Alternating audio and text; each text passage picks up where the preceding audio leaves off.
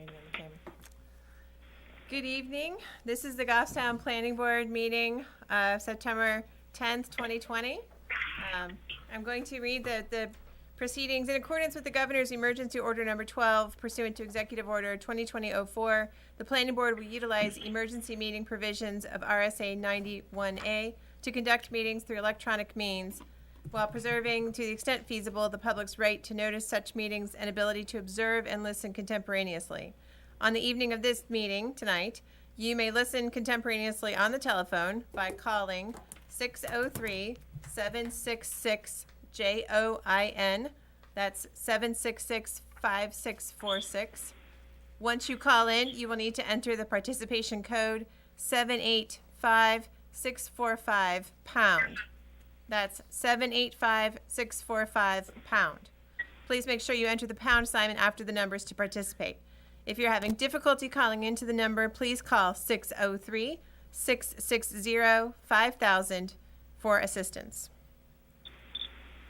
Okay, we're going to start by going around the table and taking attendance for tonight. I am Kimberly Peace. I am the vice chair. I'll be serving as the chair for tonight's meeting.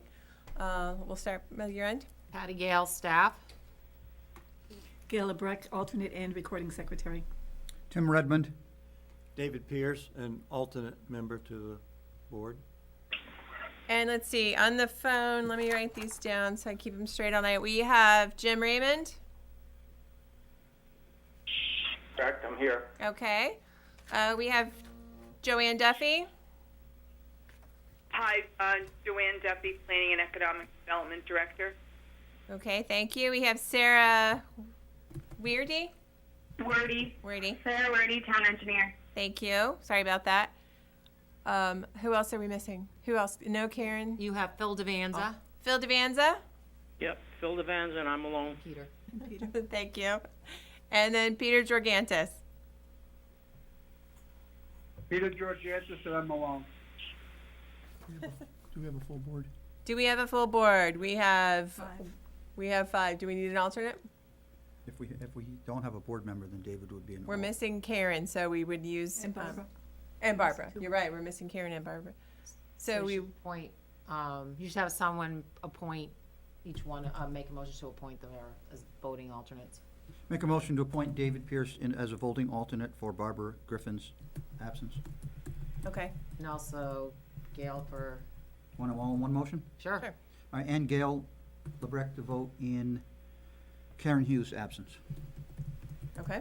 Second. Thank you. We have to take a roll call. So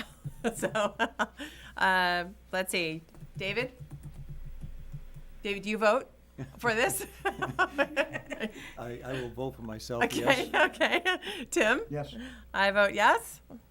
I'll vote Gail? yes. Okay. Jim? Yes. Phil? Yes. And Peter? Yeah. Okay, motion carries. So we have our 2 alternates for the evening. Thank you very much.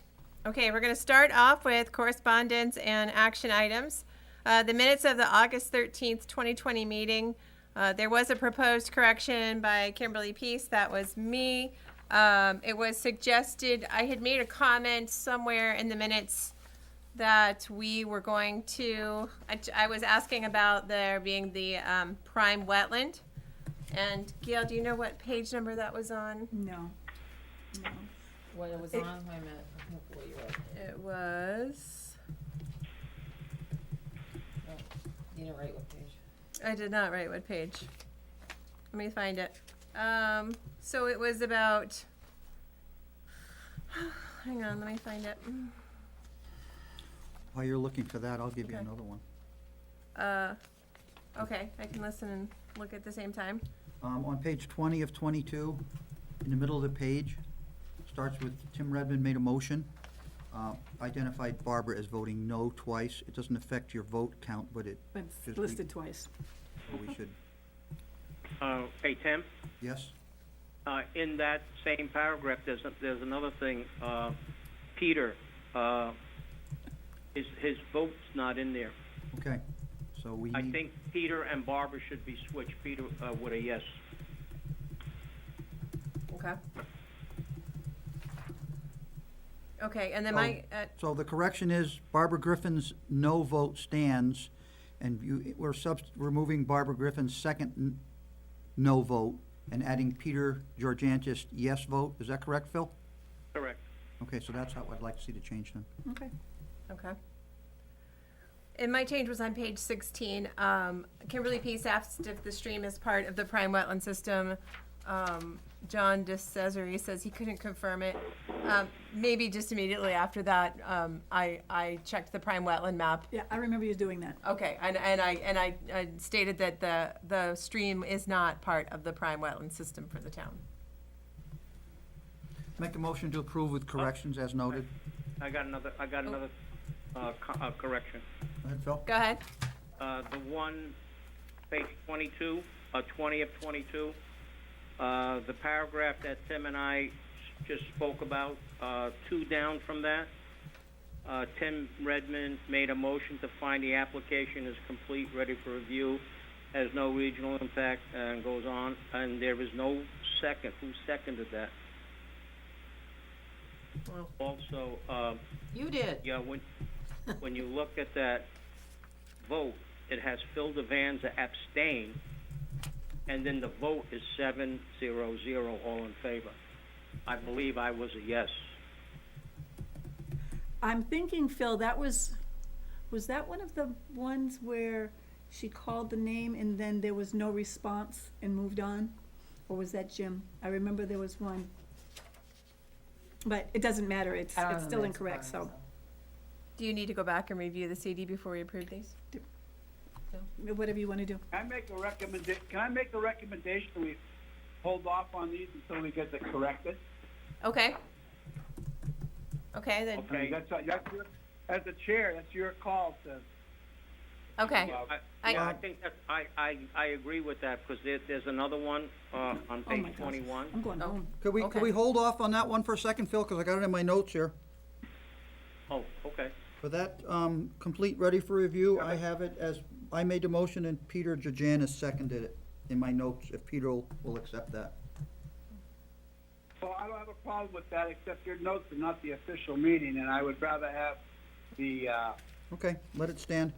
scribe go through there and redo them if that's what needs to be done. Not that I disagree with what you're saying, Tim, it's just the official minutes are done by the, scribe, so, Okay, I mean, fine. I agree with you. she needs to go back and review. And Phil, did you have one more edit? Yeah, there was on page 21 in the middle of it, Okay.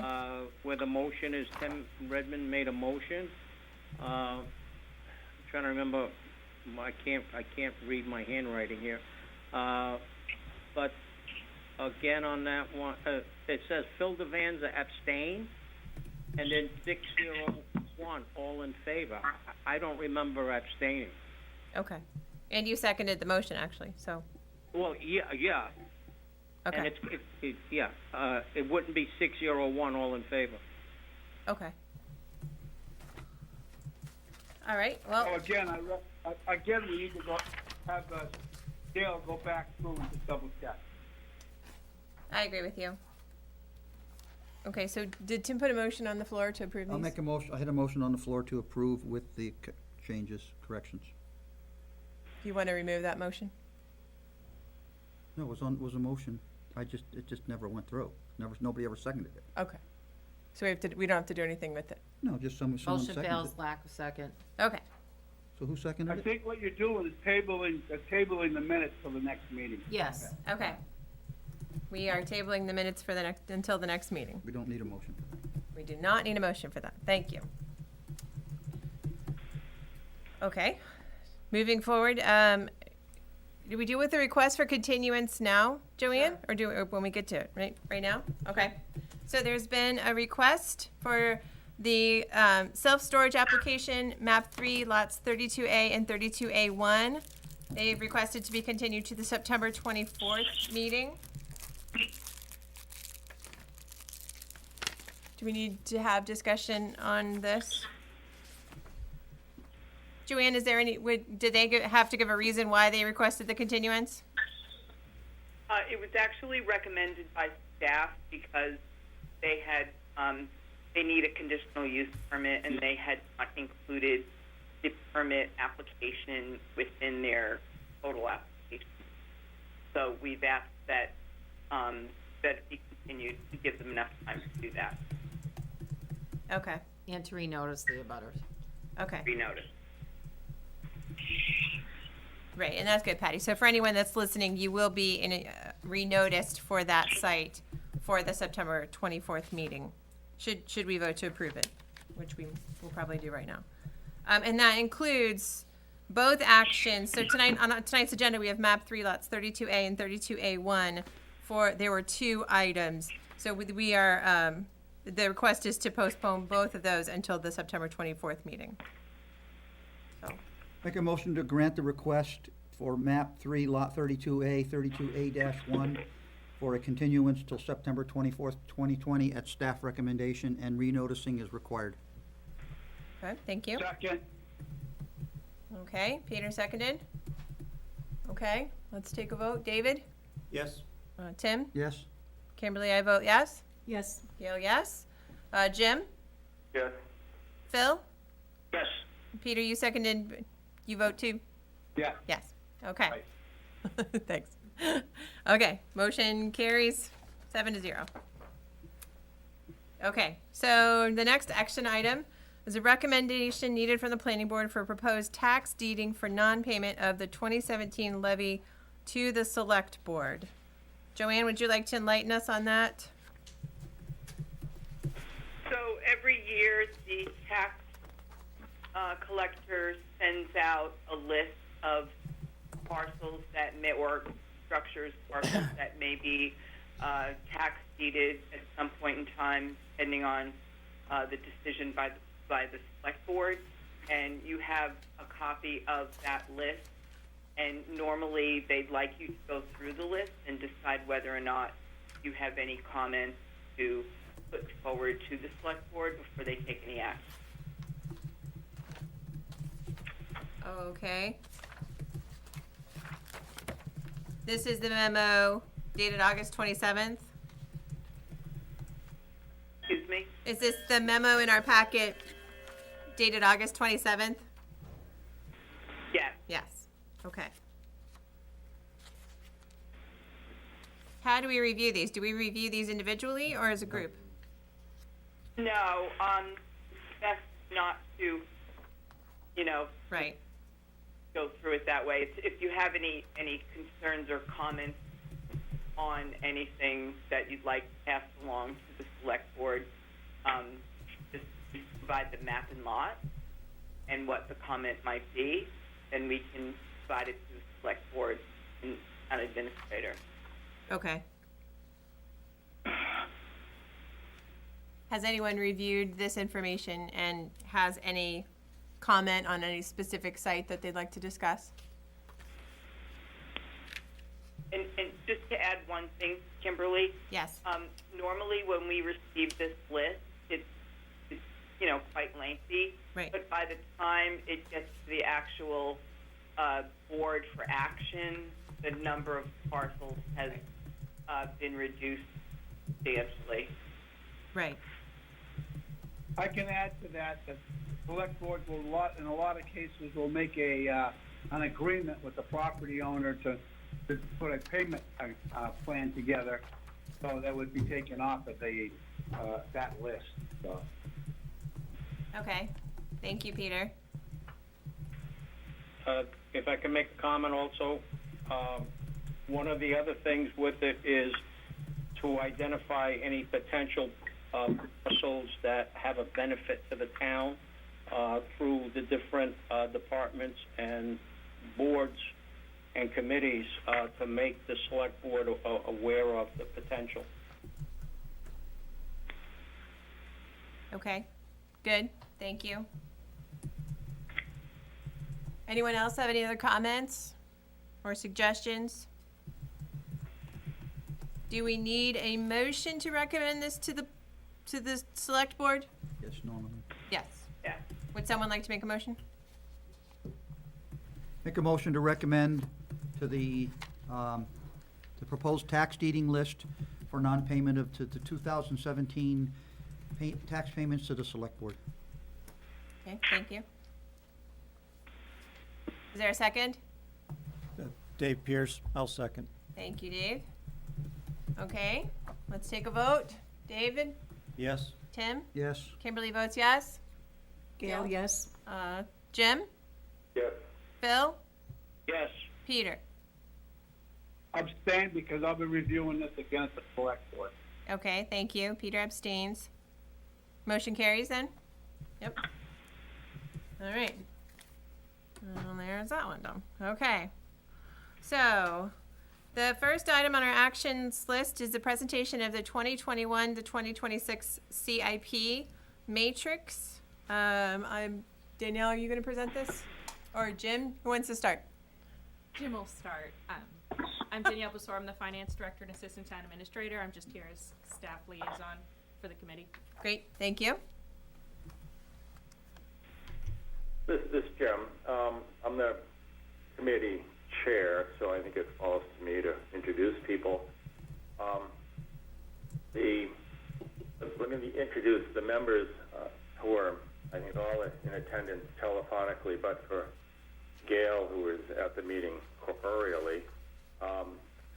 The committee this year consisted of Ellen Vermarkowitz, representing the school board, Kelly Boyer, representing the select board, Jeff O'Brien, representing the budget committee, Gail as the member at large, and Tim Redmond was in reserve. We were supported very ably by Danielle, who's introduced herself, the town finance director, Eric Horn, the town administrator, although he wisely passed the baton to Danielle, I thought, quite early, and Joanne Duffy as town planner, and of course Gail assembles everything, gives it out to us, so we appreciate the support. I think you've all gone through this drill before, so we don't need to give you a long introduction to the CIP committee, but the benefit of the virtually thousands of people who I'm sure are listening in with great interest. Let me give you a short synopsis. You have in your packet a report by the committee. Danielle, with her close proofreading skills, has corrected some of the typos and misstatement of years and misspellings of last names that the author of the report might have made. So I think she'll submit a revised one for the record. I don't think it's a substantive change. Danielle, you can confirm that, so we can. Yes, I agree, Jim. It's just minor changes. But in brief, the capital improvements program committee called the CIP. It's an advisory committee appointed by the board to recommend a capital improvements plan for the town and school district in accordance with RSA 674, 5-7, supposed to meet with the town and school staff, review their recommendations or requests for capital projects, and prepare a report to the board. We rank them based on their urgency, their needs, with estimated, and it's only an estimate, cost for the project.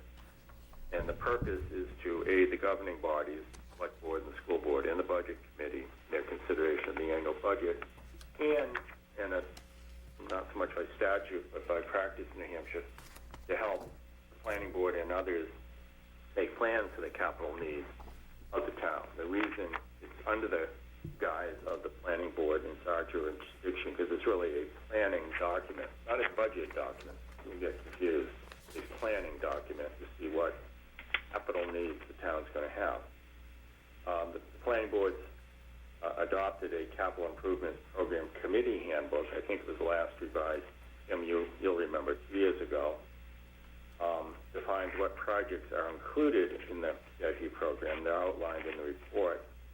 They're major projects, purchase or lease of buildings, cost of studies costing at least $10,000,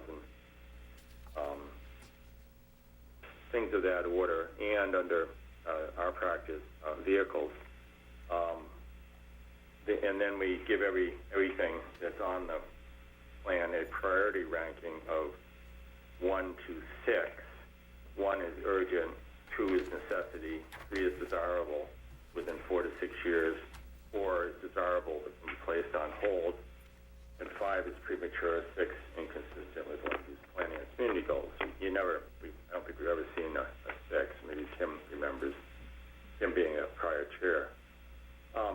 So what you have before you is the matrix. That's what the handbook directs that we submit to the board for it to adopt. I'm going to have the members of the committee go through various parts. I'll explain in a minute. When the committee met, had 5 meetings starting in June 4th, ending on August 6th. We had presentations from Kathy Coughlin, Diane Hathaway, and Amy Hunterman for the library, Chief Brian Allard for the fire department, Derek Horn for the town administration, Rick Wilhelmy for the Department of Parks and Recreation, Chief Eric Sorrento for the police department, making his first solo appearance for police, Scott Gross, Randy Loring, and Steve Bourget or Bourget. I think it's Bourget for the school district. Okay. I mispronounce that in my role as school moderator every year at the school meeting. You think I'd learn? No. Mike Yurgo for the sewer commission and Adam Jacobs for the Department of Public Works. Before we go through the matrix, Danielle has I guess it's a request to zero out a couple of lines. Danielle, why don't you tell us what those are before we get into it? Okay, thank you, Mr. Chair. We have on page 4 of the matrix. Are you referring, Danielle, Dave Pierce, are you referring to the September 1st printout? It's the same line on both versions. Yes, the September 1st printout is the one that you have in front of you if you're here in the room. It was also emailed out to all of the committee members. Lines 150 and 156 are the 2 lines that we received recent news. The select board voted at their August 31st meeting to accept a grant that is going to cover the purchase of the patient stretchers. And so the patient stretchers for columns column L, which is 2021, has been zeroed out. Originally it was listed for $35,000, and line 156 of that same column L has been zeroed out because that originally would have been funded by the EMS fund. So in the end, the total impact to the matrix has not changed because it did have an offsetting revenue, but we would like to ask that this committee consider making this revision as part of their motion if they adopt the matrix tonight. And given the, I'm going to call it relative immaterial change that causes, I'm going to assume that it's acceptable to the committee unless they rise up in uniform revolt and seize the chair from me, that will ask that the matrix as adopted include that amendment. Thank you, Danielle. Appreciate her going through this with some fine-tooth comments after we were done. Before we launch into the actual substance of this year, does anybody have any questions on either the procedure that we follow or the nature of what we're presenting? Yeah, you've seen this before, so I don't think so. And if you have any questions about anything before last year, ask him, who very capably adopted this. And I will, as an editorial comment, say he changed the direction of the CIP in a good direction because in prior years it did tend to think it was a budget committee, and I think Tim did a good job correcting that notion. So when I took over as chair, it was relatively easy. He had it on course. So that I don't have to do much talking, we've asked the committee members to do a presentation of areas that we've assigned to them. Kelly is going to talk about town projects, Ellen about school, Gail about vehicles, and then we gave Jeff the challenging task of talking about large projects that will require coordination across governing bodies, since he's on the budget committee, sort of above them, which is sort of the fun one because it's undefined. I will note, when you look at the matrix, though, there are certain projects in the new pool, for example, Jeff will talk about it, are really placeholders. We told the departments that we wanted to see them with an estimate, even if they didn't have a final plan, because, again, this is a planning tool, not a budget tool per se. And we wanted them in the matrix, knowing that they may change as the plans evolve. So we'd rather, as I say, more information is better than less. We did not require final estimates or even final plans. Some of these are, early in the planning stage. At least we have them. On the same note, people will used to start focusing on exact dollars. Only don't. We did not question exact dollars because we're projecting costs well into the future. But instead, we asked for reasonable estimates, and we're just treating them as that. We know actual dollar amounts will change. Again, it's not a budget tool, planning tool. So, with that long introduction, I'm going to turn the microphone over first to Kelly, and then to Ellen, and then to Gail, and then to Jeff. Kelly? Okay, I'm here. Let me The name for the record? direct you all to the first page. Kelly, can you state your name for the record, please? I'm sorry? Can you state your name for the record, please? Yes, Kelly Boyer. I'm speaking on behalf of the CIP committee as the representative to the select board. Thank you. You're welcome. Sorry, give me a moment. I am navigating this very large matrix on a computer. Well, I'm going to use the microphone back for a minute, Kelly. Sure. Board, and just look at the layout of the matrix. You've seen it, but it starts out with town vehicles, which Gail will be addressing, and then it goes into the departments. So the vehicles are kind of lumped together, and then you see them by department, and then, of course, school being its own big department, actually, separate municipal body, on page 7 goes on for quite a while. But it's so a vehicle, and then department, and then you got to say, where's Jeff's category? They're scattered all the way through. That's why it's a challenging assignment for Jeff. So we're not going to follow it exactly in order on the matrix. You can jump around a little to confuse you and keep you on your toes. Kelly, is that giving you time to? Yes, thank you. This is part of my police project, but I found it. We are on page 3, starting at line 136, the town capital projects, and we're going to start with the police department. So I'm just going to go through them quickly just to kind of explain why they landed on the matrix. There are the notes on the right-hand side. If you have questions, I apologize I can't see you, so please don't hesitate to interrupt. I'm happy to entertain questions, but we'll spend a little bit more time talking about the projects on for this year.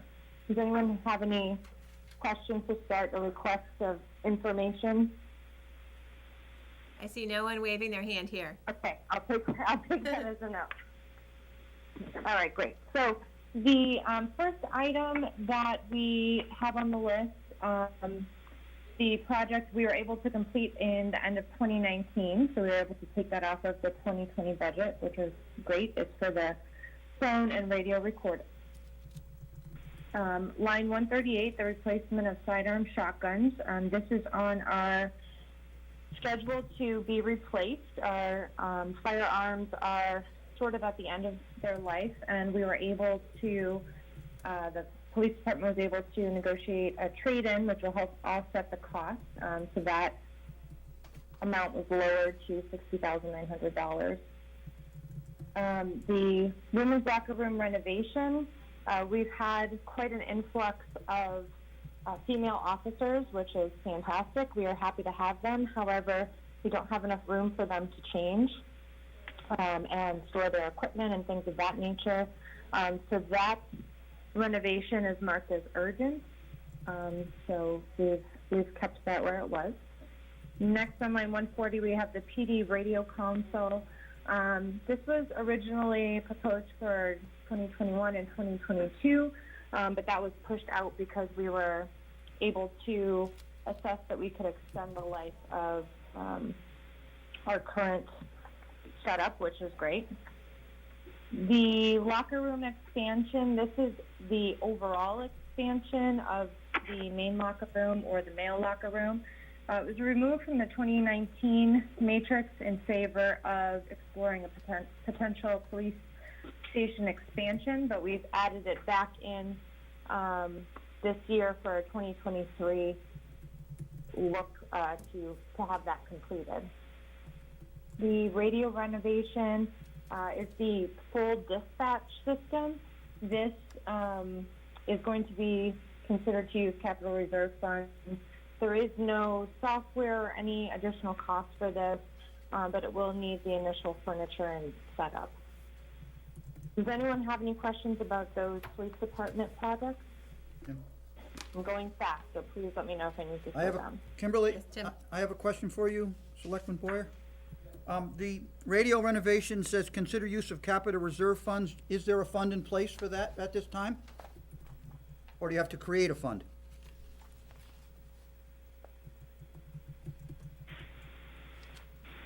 Danielle, do you want to take a stab at that while I pull up my Sure. page for this one? At this point, no, there is not a capital reserve fund established for that project. That was recommended because the radio renovation or radios as a piece of equipment is an ongoing infrastructure that needs to pop up on the matrix every 6 to 10 years. So there was some discussion about potentially considering options that would make it almost a self-sustaining fund for those types of repairs. So you will have to have a town vote to create the fund. Yes, if the select board would like to establish a fund, they would need to put it forth at a town meeting ballot for consideration by the voters. Thank you.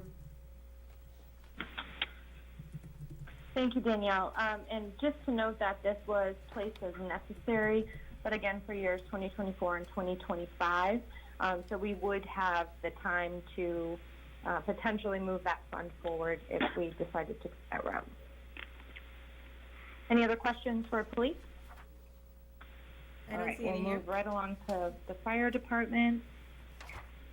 So for fire projects, as Danielle mentioned, the patient stretchers, I'm sorry, Danielle, in this one, the revenues were added to the most current version of the matrix that they have, correct?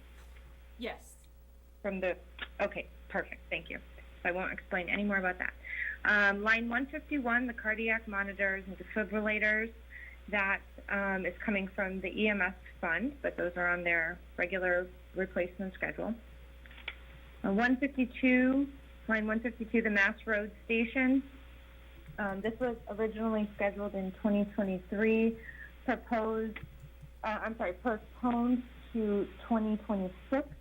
This is for general maintenance repairs. Hold on just a moment. I'm flipping through my binder while multitasking on my computer. And pull it up for you.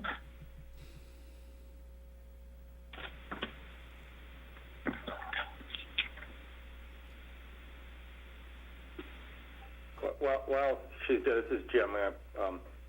If you recall, board, last time, actually, Steve Tarrar, when he was acting chief, sorry about his loss, had suggested that we put that forward in an earlier year, still in a conceptual, as more of a safety plan. We talked about it last year as something that the town should consider, so it was really more of a placeholder. The new chief wants more time to look at the options and the need, and recognizing that the police department may have a higher need, so it's been moved back. It's still something we want to plan, but it doesn't have the priority and with Chief Allett as it did with Acting Chief Tower. I have a Thank you, question. Jim. Originally that was scheduled for an addition. Is that what this, the 1.6, does that include the addition? Better. No, Peter. I was just pulling up the page so I could give you a little bit more detail on what that includes. So this design would be to improve efficiencies at the station, primarily with the bay space, to accommodate the increased size of the apparatuses that we have, and also to add some of the improvements to the existing facility with the communication systems that will help with the updated emergency operations systems that they have in the other two stations. They did mention potentially looking at the building size for the operations, but that's not included in this specifically.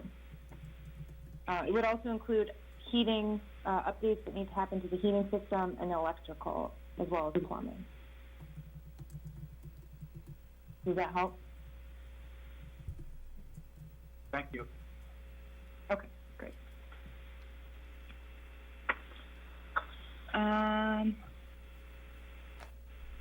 Okay, and that is it for fire. Any quick questions on fire? No, I see none here. Okay, perfect. So for DPW, most of this is outlined in the book overall. We did have some bridge movement into the overall road plan and some changes to the unassigned fund balance. I'm not going to go through each of these line by line unless you'd like me to, but these are the projects that we've foreseen primarily with the bridge decks. Hopefully these will be offset quite a bit by funding from NHDOT. As the state bridge program starts to increase, we're anticipating 80% of the design cost for a good portion of these. Any questions on that or specific lines you'd like to go through? No? Nope, they're good. Okay, great. For the sewer commission project, the main items here are the pump station rehab, the East Union Pump Station road and parking lot pavement improvements, and the 2020 sewer rehabilitation fund. I'm sorry, not fund. Sewer rehabilitation and the VACON truck, which will come from the sewer fund. So they've mapped these out each year and expanded their plan to move out to 2026. So those are all included on this map here. Does anyone have any questions about sewer? As long as it's mentioned that it is an enterprise fund and there's no tax impact. Thank you, Tim. I don't think we have any other questions here. Okay, great. Thank you for thank you for keeping me updated in the room. So next we have the library. We are looking at the Goffstown Public Library addition and renovation. This project was started in the initial conception phase last year. It's been put somewhat of a halt with the design and conception of the potential options for the library to move forward with any sort of expansion. No plans or prices have been put to paper due to COVID at this point in time. So this number specifically is a placeholder. It's potentially a bond proposed for 2022 and partially offset by the Board of Trustees from their funds and from a capital project as well, fundraising for that project.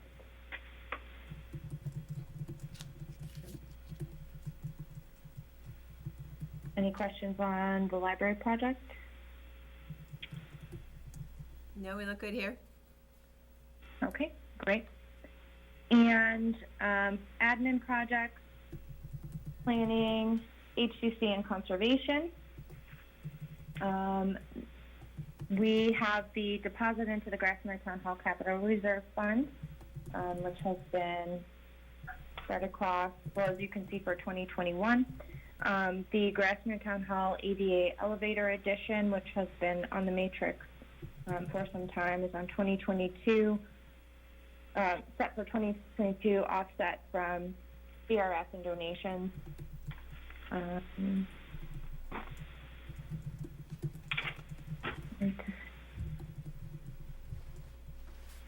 The cablecast server and licensing project, that is from the GTV revolving fund. I just wanted to point that out. And there are no other large projects coming out for Town Hall on this page. Does anyone have any questions about these specifically? No, I don't see any here.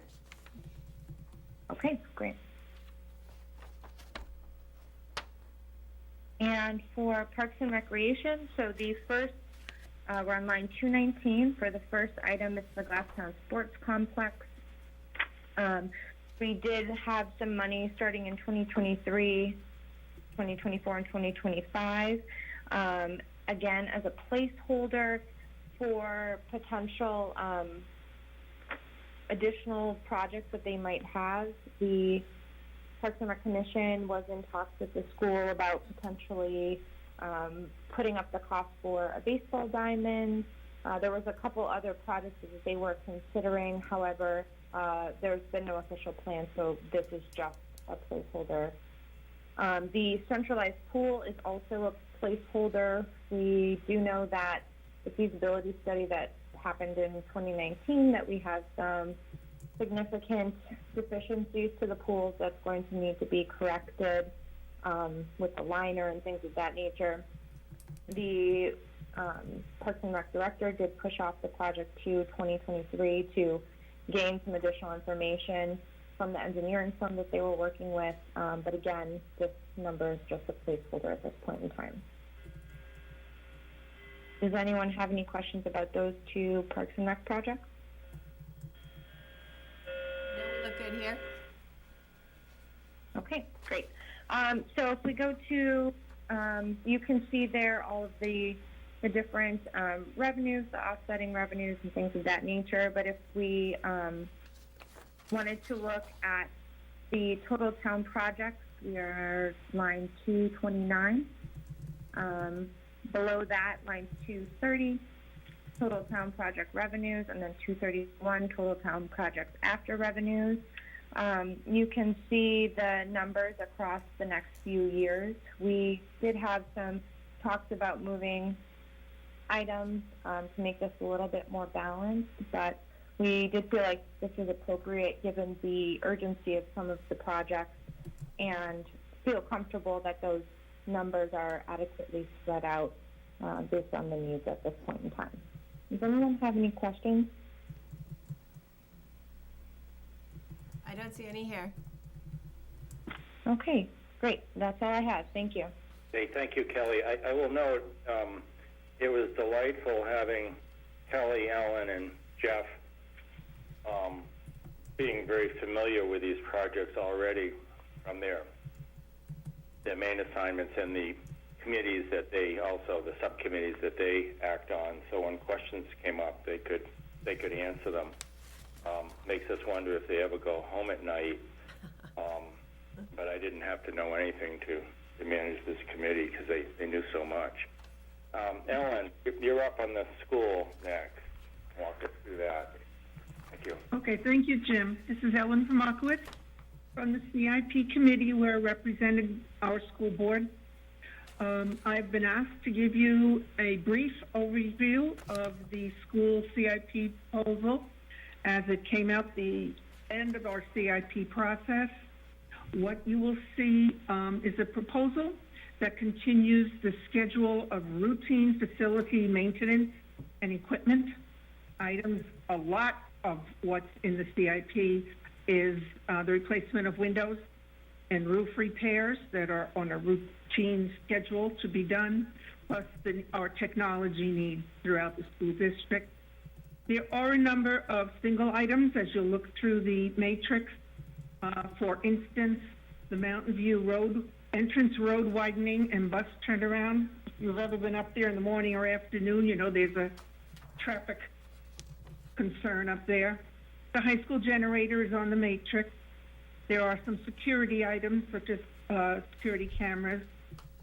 There's an item on there I think it's the last year of this matrix, to update and repair the high school theater.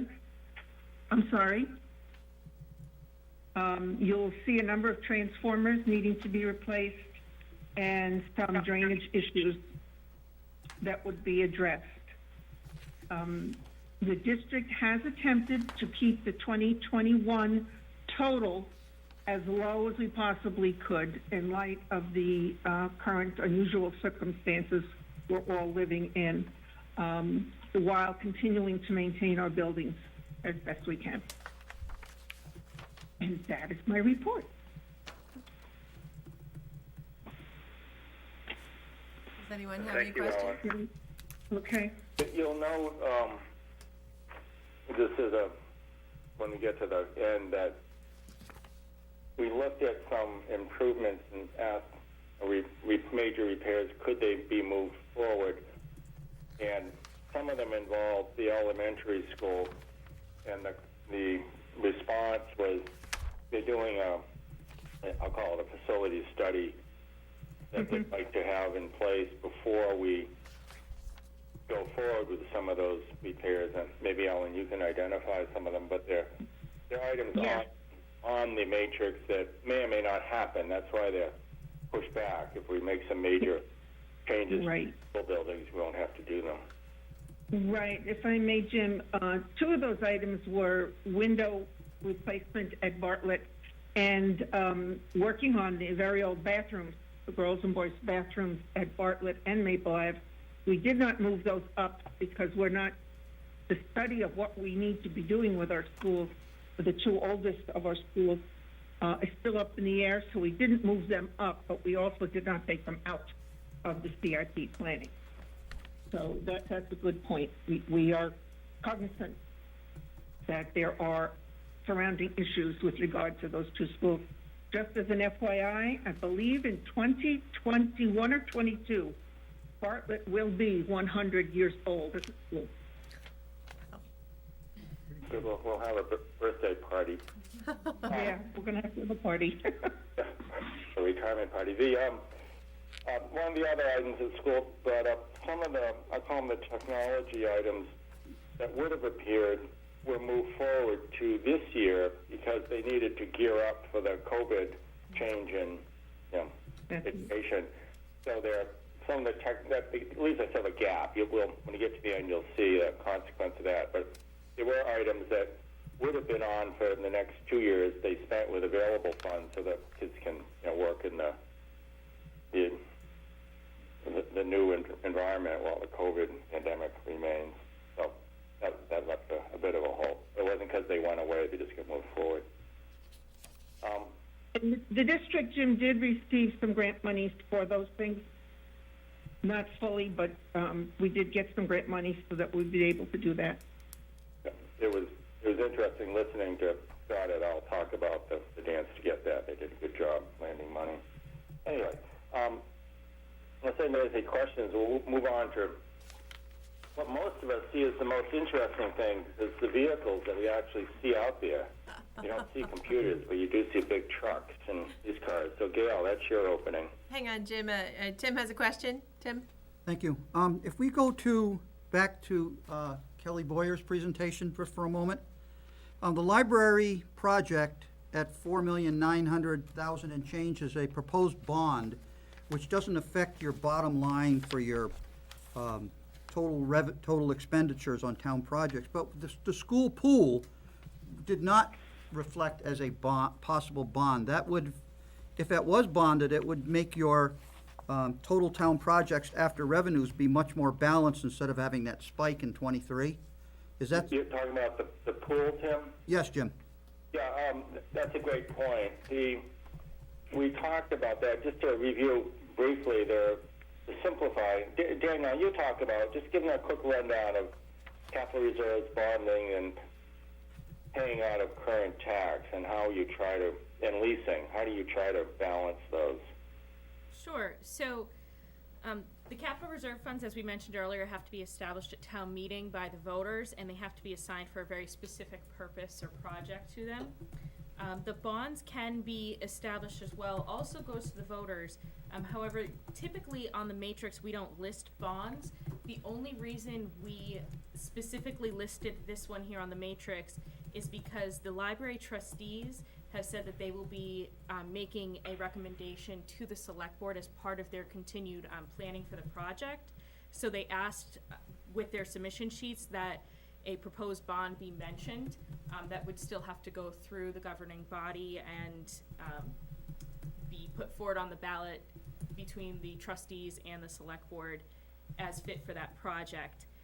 Other items that come into play with calculating these rates would be independent funds like the enterprise fund for sewer, the EMS fund, which is a special revenue fund. Those have offsetting revenues. Grants are also used to create offsetting revenues in the matrix. So each time a project comes forward, the department is asked to consider whether or not that particular project will have any, or could have any type of offsetting revenue to be considered, and we try to capture that on the matrix. If a project is selected to be bonded, it would of course impact the revenue lines that you see before you and could change the overall tax impact that you're seeing displayed on the final totals. However, those would all be sorted out as part of the budget process and identified in that final budget year. Thank you for that, but I'm looking at the pool project for 2023, and is that the one we were talking about having a capital reserve fund for, or was that another line item that we talked about earlier? Jim, we were talking about capital reserve fund for the police communication system, because we know that's going to come up in a certain year. But as we mentioned in our report, I think we decided as a committee we'd leave it up to Danielle and the town to look at whether to do bonding or capital reserves on some of these large items that we know are coming. So it's not our role as CIP to tell them how to do it. But as we noted in our report that should be in your packet, we strongly recommended that consideration be given to creating a capital reserve. We did not address specifically the pool because it's still, as Kelly explained, I won't say it's half-baked. It's somewhere between half-baked and fully baked. So it needs a lot more definition and work before we want to get down to that level. It really is a placeholder, but you're exactly right that there has to be some consideration on how to pay for it, either bonding or capital reserve. And should it be? We just weren't in a position to get to that because we need a more definite plan.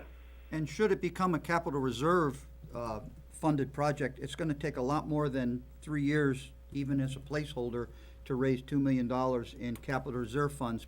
Our experience was when we started the fire department's original equipment fund, we started out at $250,000, and that was well received, but it took a long time to build up the fund to where they could actually buy a fire engine with that fund. And $2 million for a pool that's only 3 years out really is a kind of a big hope and prayer. It doesn't really seem like even capital reserve funding would even be a feasible form of revenue to complete that. We don't disagree. Danielle and Eric have their fingers on the political pulse and have a good sense of the budgeting and fundraising appropriation process. So I think we're going to have to let them, on the first instance, once the more defined plan comes in, to look at ways to raise the funds. But yeah, we understand your concern, Tim. We don't disagree. We just didn't get to that level. Thank you. Okay. Gail, you want to talk about vehicles? Sure. We heard from the fire department, the police department, DPW, and Parks and Recs regarding their needs for vehicles and equipment. These cars and trucks and fire apparatus and the DPW equipment are subject to significant use, and they should be replaced on a regular schedule for safety and efficiency.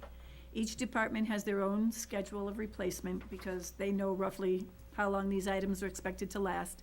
And some of these vehicles, their lifespan is determined by the miles and hours that they're used. Having a vehicle down could mean important jobs don't get done.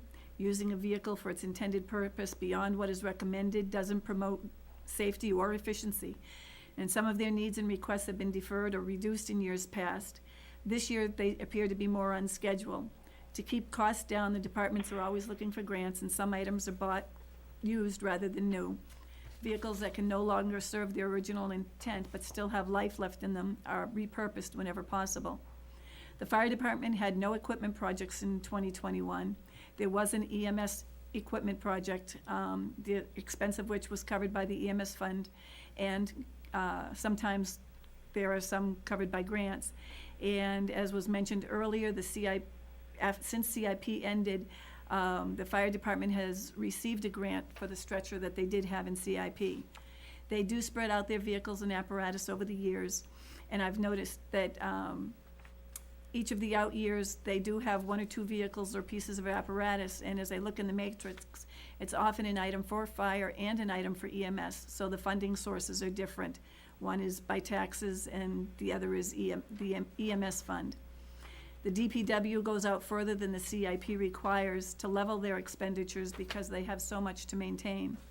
They have 3 vehicles scheduled for replacement in 2021. One was deferred from 2020 and it won't pass its certifications. Another vehicle to be replaced had been purchased used. So in the out years, they have 4 or 5 vehicles or pieces of equipment each year. Director Jacobs explained to us that they can sometimes have significant savings when and if they can purchase a short-term rental or a demo vehicle. And in doing that, there's little sacrifice of longevity of the vehicles. The police department had projects in the CIP. Those were with a focus on what they need to sustain themselves for the future, knowing things may change if the town's able to purchase land for a new police department at some point. So the big thing for them is getting the cruisers they need. For each of the next couple of years, barring anything being removed in the budget process, they have a request for 3 vehicles, and that's their common practice. This year, the prices have increased a bit on these vehicles, and the dimensions on these vehicles have changed, causing the equipment that they have to not fit. The cruisers are what the police use to get around town, and they're the officer's office 12 hours a day. They keep a cruiser on the front line for 3 years, then it goes for administrative uses for 3 years, and then they're released to DPW.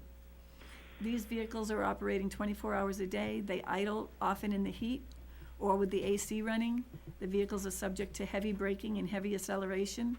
They're in the heat and the snow. They're well used, and we can't keep the cruisers for the same length of time we would keep our own personal vehicles. And lastly, Parks and Rec had no vehicles or apparatus in the CIP this year. The matrix does show a replacement for a 2012 F-350 dump in year 2024. Parks and Recs is one of the departments that gets those vehicles from other departments that are being repurposed for their remaining usable years. And that is it, unless there are some questions. Everybody good on the vehicles? One of the things, our CIP committee members, none of the current ones or last year's, they didn't grasp that, Tim knows this from working construction equipment, that hours of running is sometimes more of an indication of wear than miles. And we have a lot of hours, even if they don't have a lot of miles. So we'll say, how come you're replacing the police cars? They only have 150,000 miles or whatever. Well, they're hard miles. And I think we understand that now. I have a question. Go ahead. When you're ready. Yeah, I have a question. On the fire department vehicle, on 2022, you have $775,000 for replacement out of the capital reserve fund.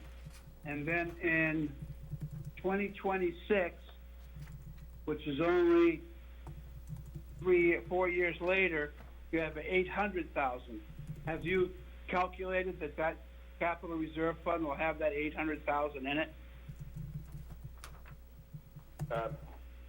We have not. Our CIP committee did not. We're going to leave that to Danielle and Eric to do the math. That's a good point. Again, we're not looking at, we're labeling how we anticipate funding to occur, but we're not creating the budget for it. So maybe Danielle can address. Well, that's not creating the budget. When you did the report, you said offset by CRF, Capital Reserve Fund, and then that was 775,000. And then 3 years later, you say it's 800,000 offset by Capital Reserve Fund. So if there's not 800,000, what do we do? Put that out? I'm going to ask Danielle if she can address that. The 300,000, Sure. yeah. At this point, the Capital Reserve Fund is doing well. In order for it to remain on track and be able to cover both of those payments as proposed on this matrix, it is also dependent on line 46, which includes the annual request for deposit into the Capital Reserve Fund. And you'll note that in each year from 2021 to 2026, the department has increased their request to $300,000 a year to help maintain and ensure that there is enough funding in the account by the time they get to those large purchases that you see before you. So this proposal increases the Capital Reserve Fund. It does. It was cut in a prior year, I believe it was 2019, that it was smaller than they had originally asked. And so this increases to make up for that loss, as well as increases to make up for the increased cost of the vehicles. As the chief has indicated, the increase from year to year on the purchase of large apparatus has gone up more than anticipated years ago. Okay, thank you. Tim That's has a a good question. question. Peter, thank you for asking it. Tim has a We're question. We're not the board of the select board, so, where you actually do these, we understand. Yeah. When you say use capital reserve, you don't have a dollar for the capital reserve. So in order to make this happen, we have to increase the capital reserve. Yeah, and as Danielle points out, the matrix shows that from but you guys have to put it in the budget. You Thanks, Jim. Throw us into the bus. That's okay. Okay. So Jim, before you move on, Jim, this is Tim. I have another question for you. Oh, good. Line 46 of the fire department, it's the Capital Reserve Fund Special Apparatus, or the apparatus annual request. It looks like it did not get passed, because I see down on 51, now there's a special article for the unassigned fund balance. Has that already happened, or is that being proposed? Ask Danielle to answer that one too. Are you looking at Line 51. line 51, column H? Which column, Tim? I'm looking at line 51. In the memo, it says special article to fund the fire apparatus from unassigned fund balance. That was for 2020, and that corresponds to column H, where you see there was a special Yep. article of $225,000 funded from the unassigned And fund that did pass at the vote last year. That did pass in March. So what you see in the 2020 column H is what was actually adopted in March. Okay. And then the request, To bribe Danielle to come to the meeting. so the request this year is what you stated. They want to increase it by $75,000 a year so they can keep up with their proposed spending plan. That's correct. Okay. And when we ask you to adopt this, it can be with that understanding that it's all conditioned upon, the funds being raised, however it's raised. We understand that. We're identifying the need and a way to do it.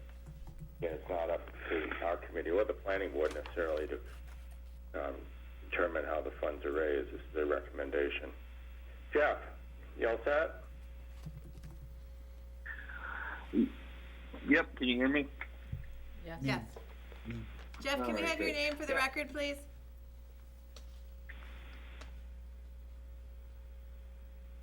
Jeff, Yes.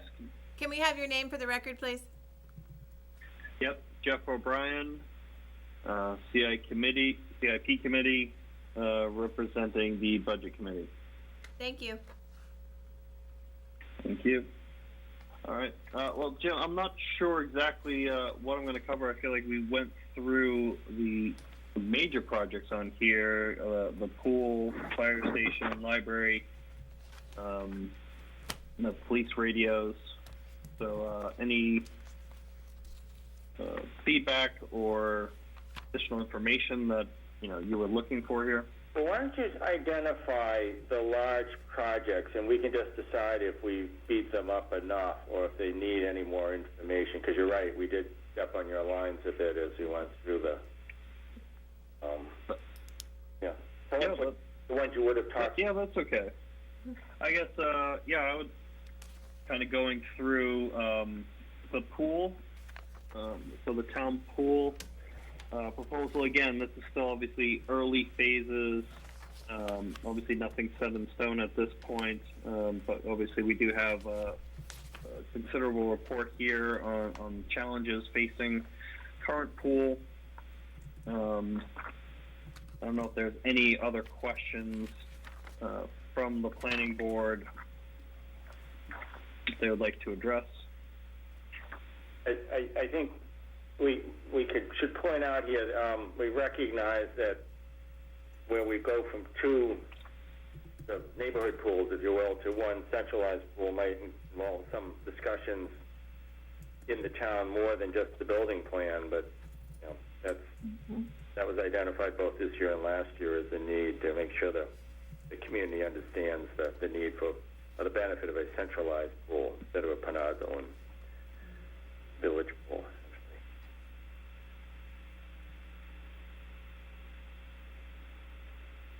That's all I have to say. That was Ellen's point on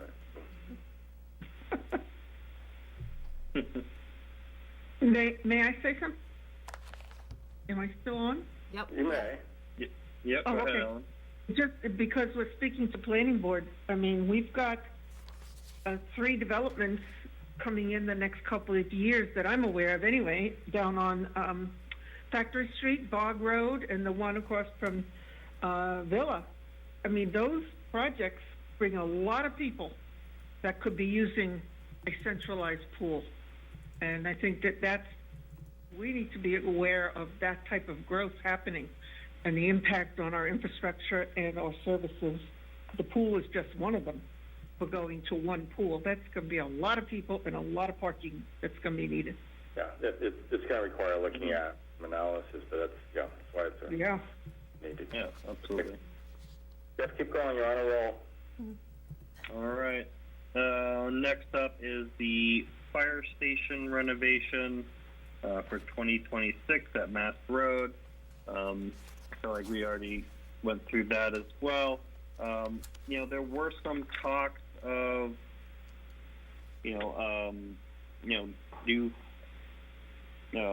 basically because of the size of the fire apparatuses, making sure that we have enough space to park them in.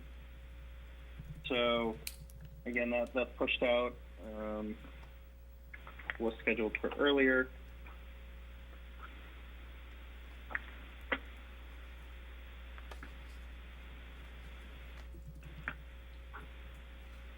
There's my other note here.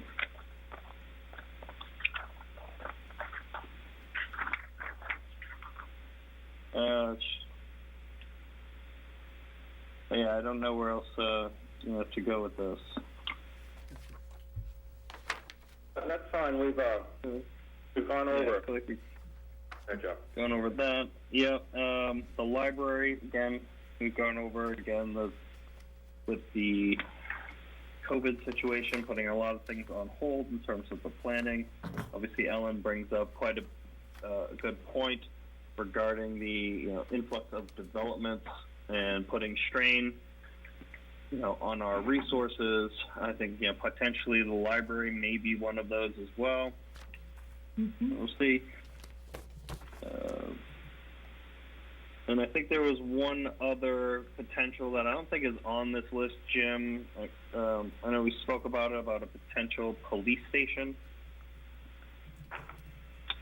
Yes. Yeah, why don't you talk about that a little bit, so people know it's coming down the pike at them.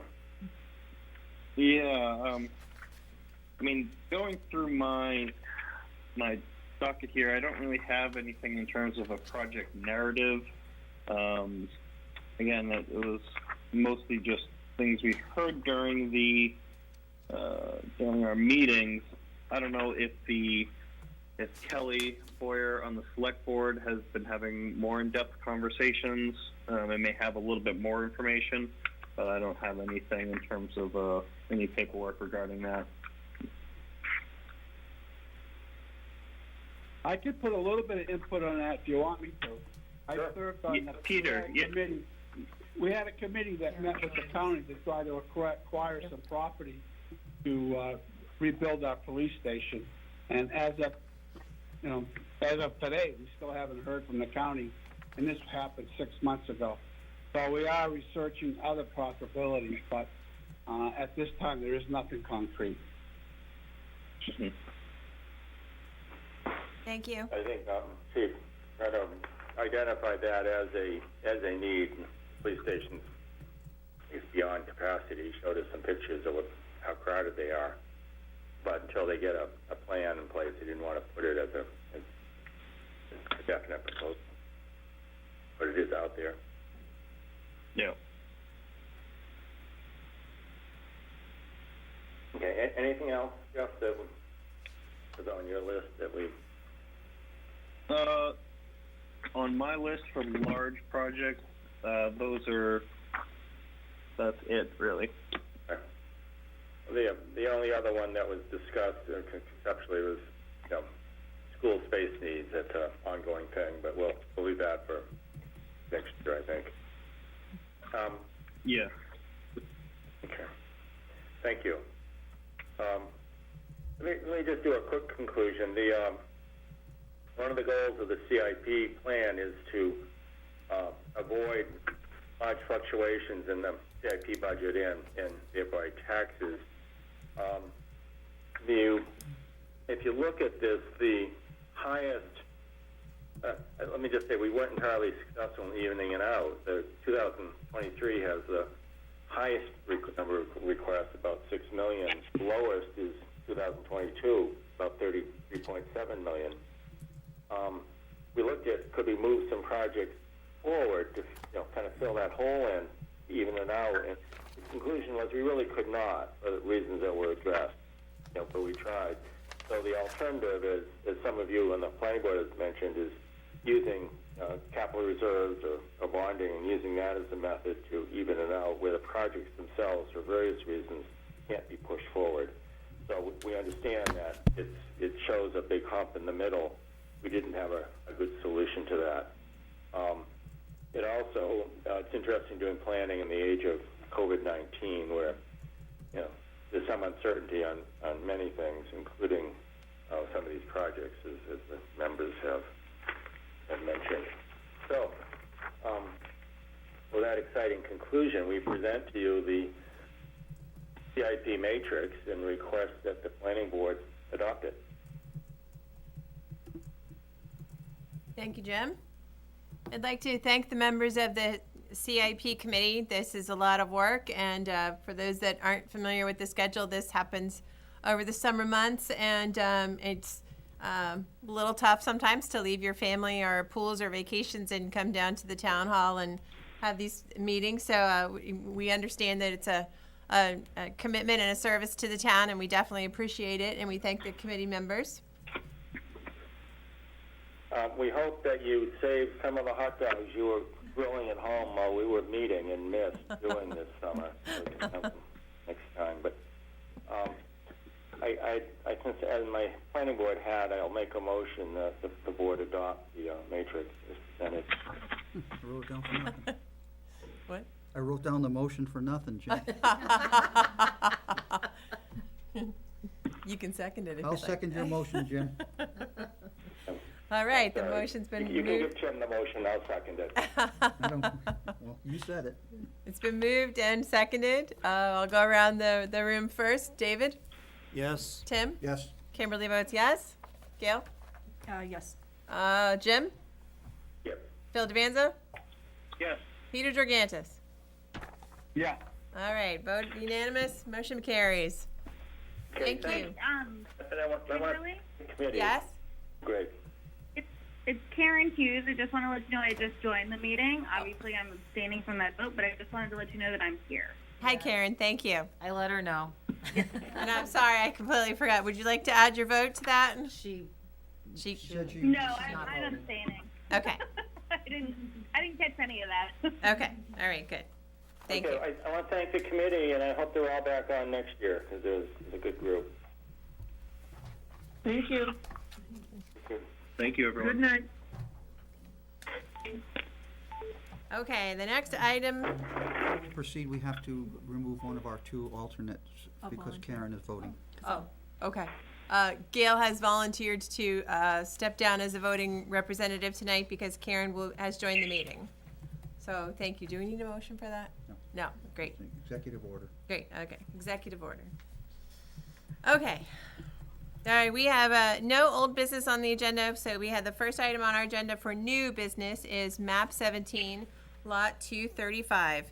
This is a completeness review waiver request for from the development regulations and a condition for proposed driveway modifications.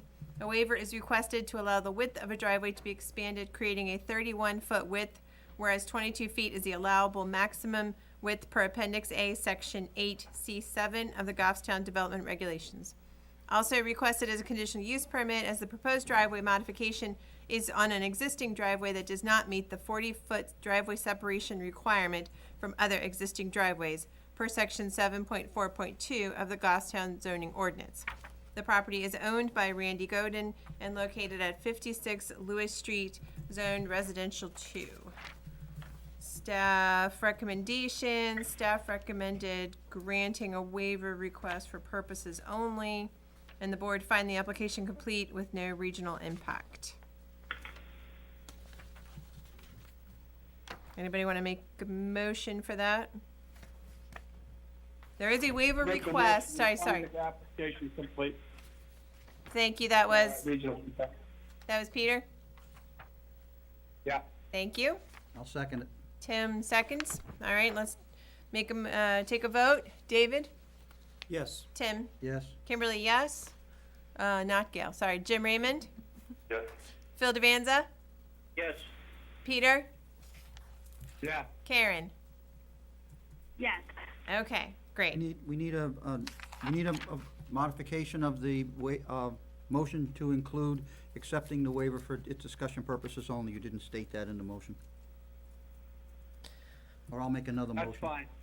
Okay, can we modify it? Do we need a vote? No. All right. Yes, we modify it. Yeah, we might have to have a vote. And I'll second the modification. Okay, wait, can we restate that so we're clear? The modification is, Tim, To add to, we're granting the waivers for discussion purposes only. for discussion purposes only. Okay, thank you. Okay, so let's take a vote. David? Yes. Tim? Yes? Kimberly, yes. Jim? Yes. Phil? Yes. Peter? Yeah. Karen? Yes. Okay, thank you. And to clarify, the waiver that is requested is requesting a waiver from the Development Regulations, Section 8.7. The residential driveways shall not exceed 22 feet, including the flare radii of 5 feet. Okay, the applicant would like to give a presentation. Could you come forward, state your name for the record, please? Sure, Randy Godin here, good evening. I can give my presentation, but if it seems approved, do I still need to do it? That's my question. It's I'm not sure if it was approved. No, Okay. they just, they have to accept your application as complete, and that's what they did. Understood. You'd be the lucky, You thought that was pretty quick. You're like, this is the quickest planning board I've ever seen. Nice. be the luckiest applicant to ever walk through the door. Right, well, I wasn't sure if you saw it all in the application. Yeah. Okay, Can I well- have you spell your last name, please? Yes, it's Godin, Godin, Thank you. and I'm the owner of the property. Okay. What I'm seeking to do is get the, essentially the permit to have the driveway extended by 9 feet. And that's because the original driveway, I believe, is what the code is, which is 21 feet. And that's the driveway that was there since the house was built in sometime in the 1910s. I came previously before the planning board to build a brand new house. which has greatly greatly improved the neighborhood. It's probably the most expensive one in the neighborhood now. And as a result of building the new house, driveway area has increased because we had to reinstall the landscaping hardscape, the walls in the front, and the wall ends where the house is. And as a result, we're stuck with 9 feet left over that is now dirt, and it goes right up to the street. So we want to just pave that over to increase the area of the driveway. At the moment, there are no sidewalks. There never have been sidewalks there. There's never been any type of drainage or anything that is in the way. Everything just goes right to the pavement. Essentially, that's the presentation. It's asking for 9 feet additional at the entrance of the street. I'll also note that the neighbors across the street and the neighbor to my right each have larger driveways than that at the entrance. And I have pictures if anybody here present needs them. I have the original survey that was done by Meridian. I didn't touch it with the markers, but in my application I did highlight the 9-foot zone that came with the house when I rebuilt the whole brand new home, and it's just this little front section where there's kind of a porch on the end that abuts the stone wall that's now there. Replace the stone wall. And the stone wall is right up to the street where it used to always be. We didn't get any plans for this other than the little sketch we got on our packet? No, that's what was submitted for the. But he has a plan. that Right, what you- I did is I zoomed in with my camera That's- phone to this plan to give you that, rather than this whole plan right here. Yeah, we don't require them to submit like large plans for this type of a thing, that's what he submitted with the driveway permit. And that is a copy of the plan that he's showing you. Right, it's just the zoomed in of the zone that I cared about most on the plan. I also have, for those present, if anybody wants to see what it looks like today, I brought 2 photos in that I could pass. I got 3 copies of those photos for what it actually looks like if you drove there right now. Sure, that would be good. Okay. And the potential driveway area currently is gravelled? Yes, Okay. it's leftover gravel from the new construction. I'll send the photos down this way. There's 3 of looking at it from one angle. When did you rebuild the house? You built a new house? It's brand new. It replaced an existing house that we raised, and it was completed in, I think, March of 2020. Okay. I just wanna clarify, he went to the zoning board of adjustment, not to the planning board. We did both. For planning? Right, we had to go to the planning board for an in-law suite that we were putting on the house to get approval for that, and then we had to go get the variance for the That was distance both the between neighbor. ZBA. It was both the ZBA, they grant for accessory apartments too. It wasn't planning. I believe our builder told us it was both. and then Yeah, that's no, all yeah, done. no, you went to the ZBA for the variance and for the accessory apartment, for the special exception. So then the driveway widening is that gravel area? Right, you can see there's pavement that was kind of pre-existing before we tore the house down. Right. That's the original driveway that basically measured 21 feet. Okay. And then the gravel zone kind of takes place where that porch is now. Right. That's the spot I want to fill in. Okay. Throwing pictures around. Kimberly, Yes. what's the planning department have to say about this? We haven't heard anything from them. Sarah, would you like to?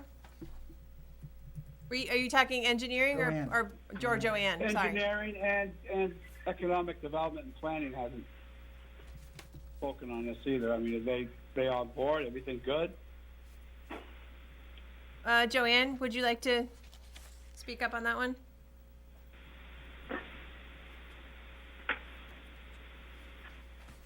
Joanne, Joanne? I think you're muted.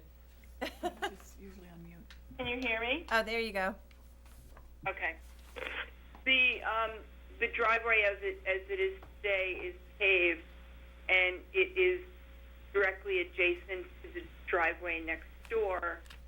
There's a raised landscape, sort of a stone wall structure in between the two that sort of separates the 2 driveways, but because they're looking to expand the width of the driveway, they have asked for a conditional use permit. Under the criteria for the conditional use permit, they actually only need 40 feet, not 200, and numbers 1 and 3 can be eliminated. They just need the conditional use for being adjacent to an existing driveway. The waiver is simply to widen the driveway to 22 feet. I'm sorry, to 31 feet versus the 22 feet that is allowed. Some of the paperwork that they submitted said that they were widening it by 9 feet, and some of the paperwork said 10 feet. So I just went with the 10 feet as an even number, so maybe he could clarify that. And the expansion that he's mentioned to this additional space is already there, and it's gravelled, and it's being used for parking currently. There are several comments by other departments regarding a potential business activity possibly being conducted on the property next door, but I don't really think that has anything to do with this driveway. I've also included pictures on page 9, and you'll see the existing driveway, and there's, at the back portion of the drive, there's some sort of a Quonset hut of some sort that's opened for storage, and you'll see a second photo, you will see the car parked on the gravel, and then the third photo shows the abutting driveway with the landscape, the raised landscape bed in between the two. Oh, I'm really confused. So it goes parking area, and then there's a raised landscape bed, and then the bottom picture. So you're standing on the other side of the landscaping bed. Because I looked at this in Google Earth earlier today.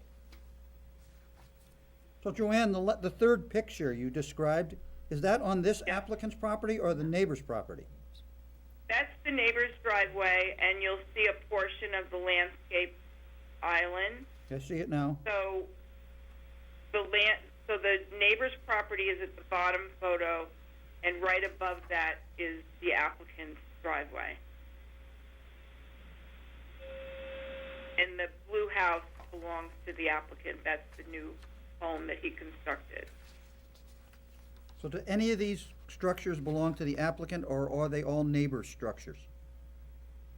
The Quonset huts in the back look like maybe one belongs to him, but he would need to clarify that. I can tell you if you want to know now. The blue house is mine. The neighbor is my mother and father. They own that other stuff that you're talking about. That island is what is the property line, basically. So are any of these temporary structures on your site, or are they all on your parents' home? They're all on the parents' home at 58 Lewis Street. They're not on your, okay. Right. They were all, they used to be on my property. We had it removed when I went and did the new house. Mr. Roden, you're talking about those storage Quonset hut. On the drawing we have made by your cell phone, are those the structures in the bottom left corner? They look like two partial rectangles. Here. Those two rectangles. Yes. Are those the Quonset hut that appear in the pictures on our page 9? They would be, however, this current. But those are outside your property. They were, and this was what we submitted to the town last year before we came to the ZBA, and there were conditions concerning moving those off of town property before they granted the permit. So the photos that I believe Ms. Duffy may have submitted are modern after this changed. So This is what it looked those like two before. structures have been moved towards the front of the properties, and now they're on your property? No, they are two green metal carports, basically, and they were pushed onto the property at 58 Lewis Street, because previous to my building of the brand new home, they were on town property, and originally there was a debate whether I owned them, so I had my parents move them onto their property. The photos you see now are indicative of the steel carports actually on their property now. order to satisfy all the permit issues that we had this past year. And that's where they're staying? Yeah. Or hopefully getting demolished at some point too, but for now, yes.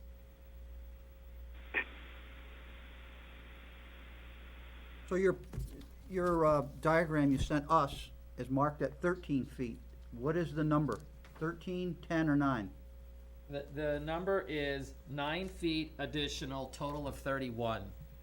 So it measured out to be 22 feet from that island divider made of stone to the original end of the driveway, and there's an additional 9 feet now of gravel. Total of 31 feet from island, which is the property line actually, to the new wall.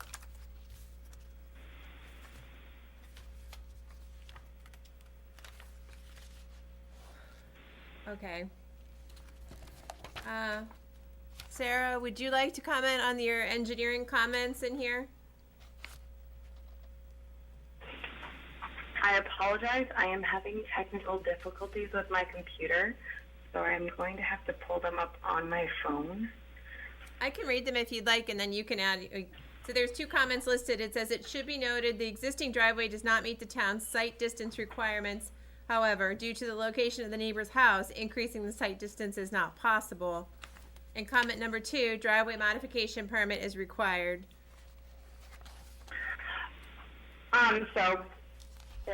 We just wanted to make a comment that the existing driveway, just in case it was brought up as a reason to not grant the waivers, that the current situation doesn't meet our regulations, and we don't feel that increasing the driveway width, it's not making the situation worse. Okay. It's very close to basically a 90-degree turn in the road, and we don't feel like people would be, hopefully, aren't whipping around that corner at high speeds. So the site distance, there's not that much they can do. Their site distance is kind of impacted by where their neighbor's house is on the road. Okay.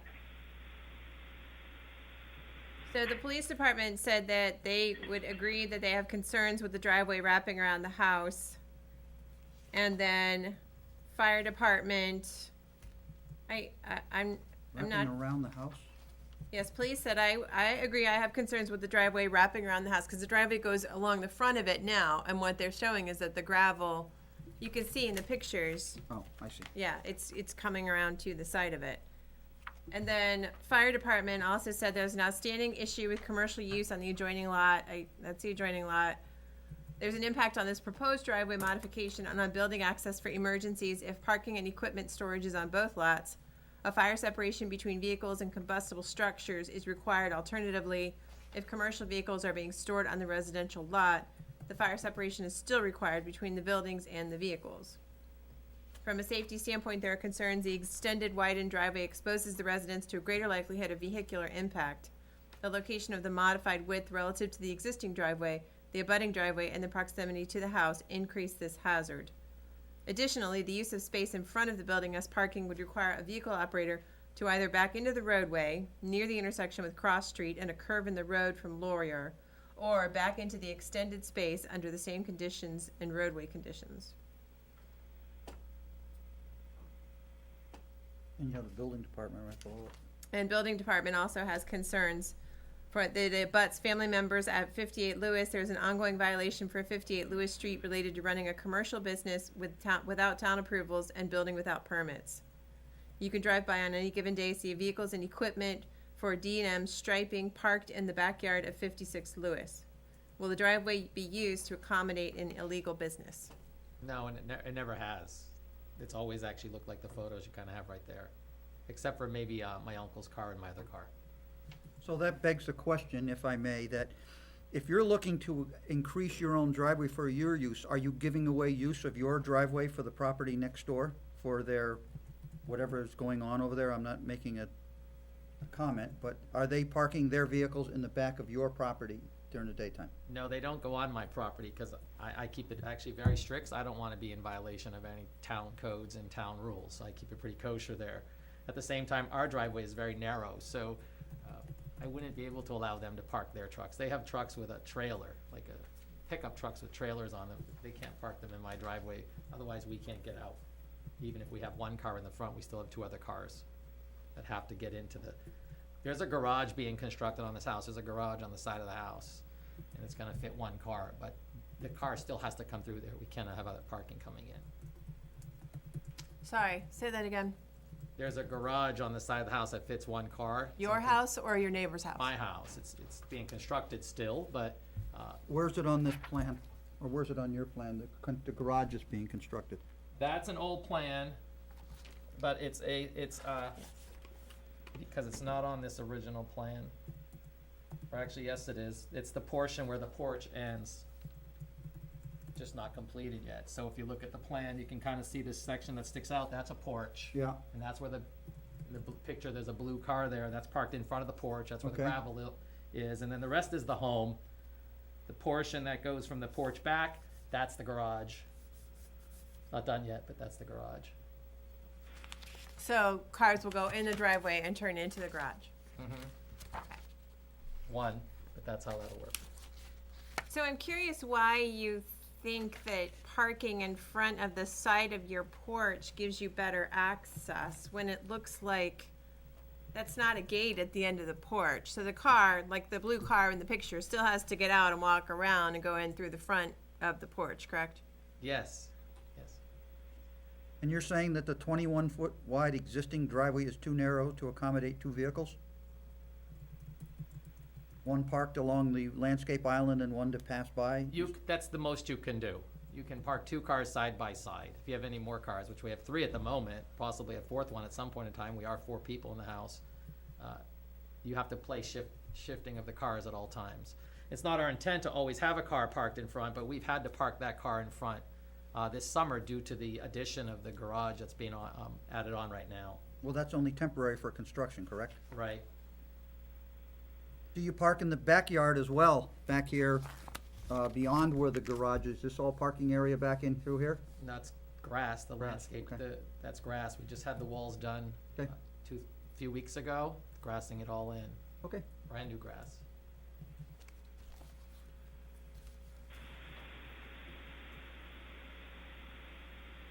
So, we're looking at a request for a waiver from the development regulations shall not exceed 22 feet in width, and then we have to also look at a conditional use permit, and the conditional use permit criteria, you know, specifically 15.4.1.4.4 says use will not have a substantial adverse impact on vehicular or pedestrian safety.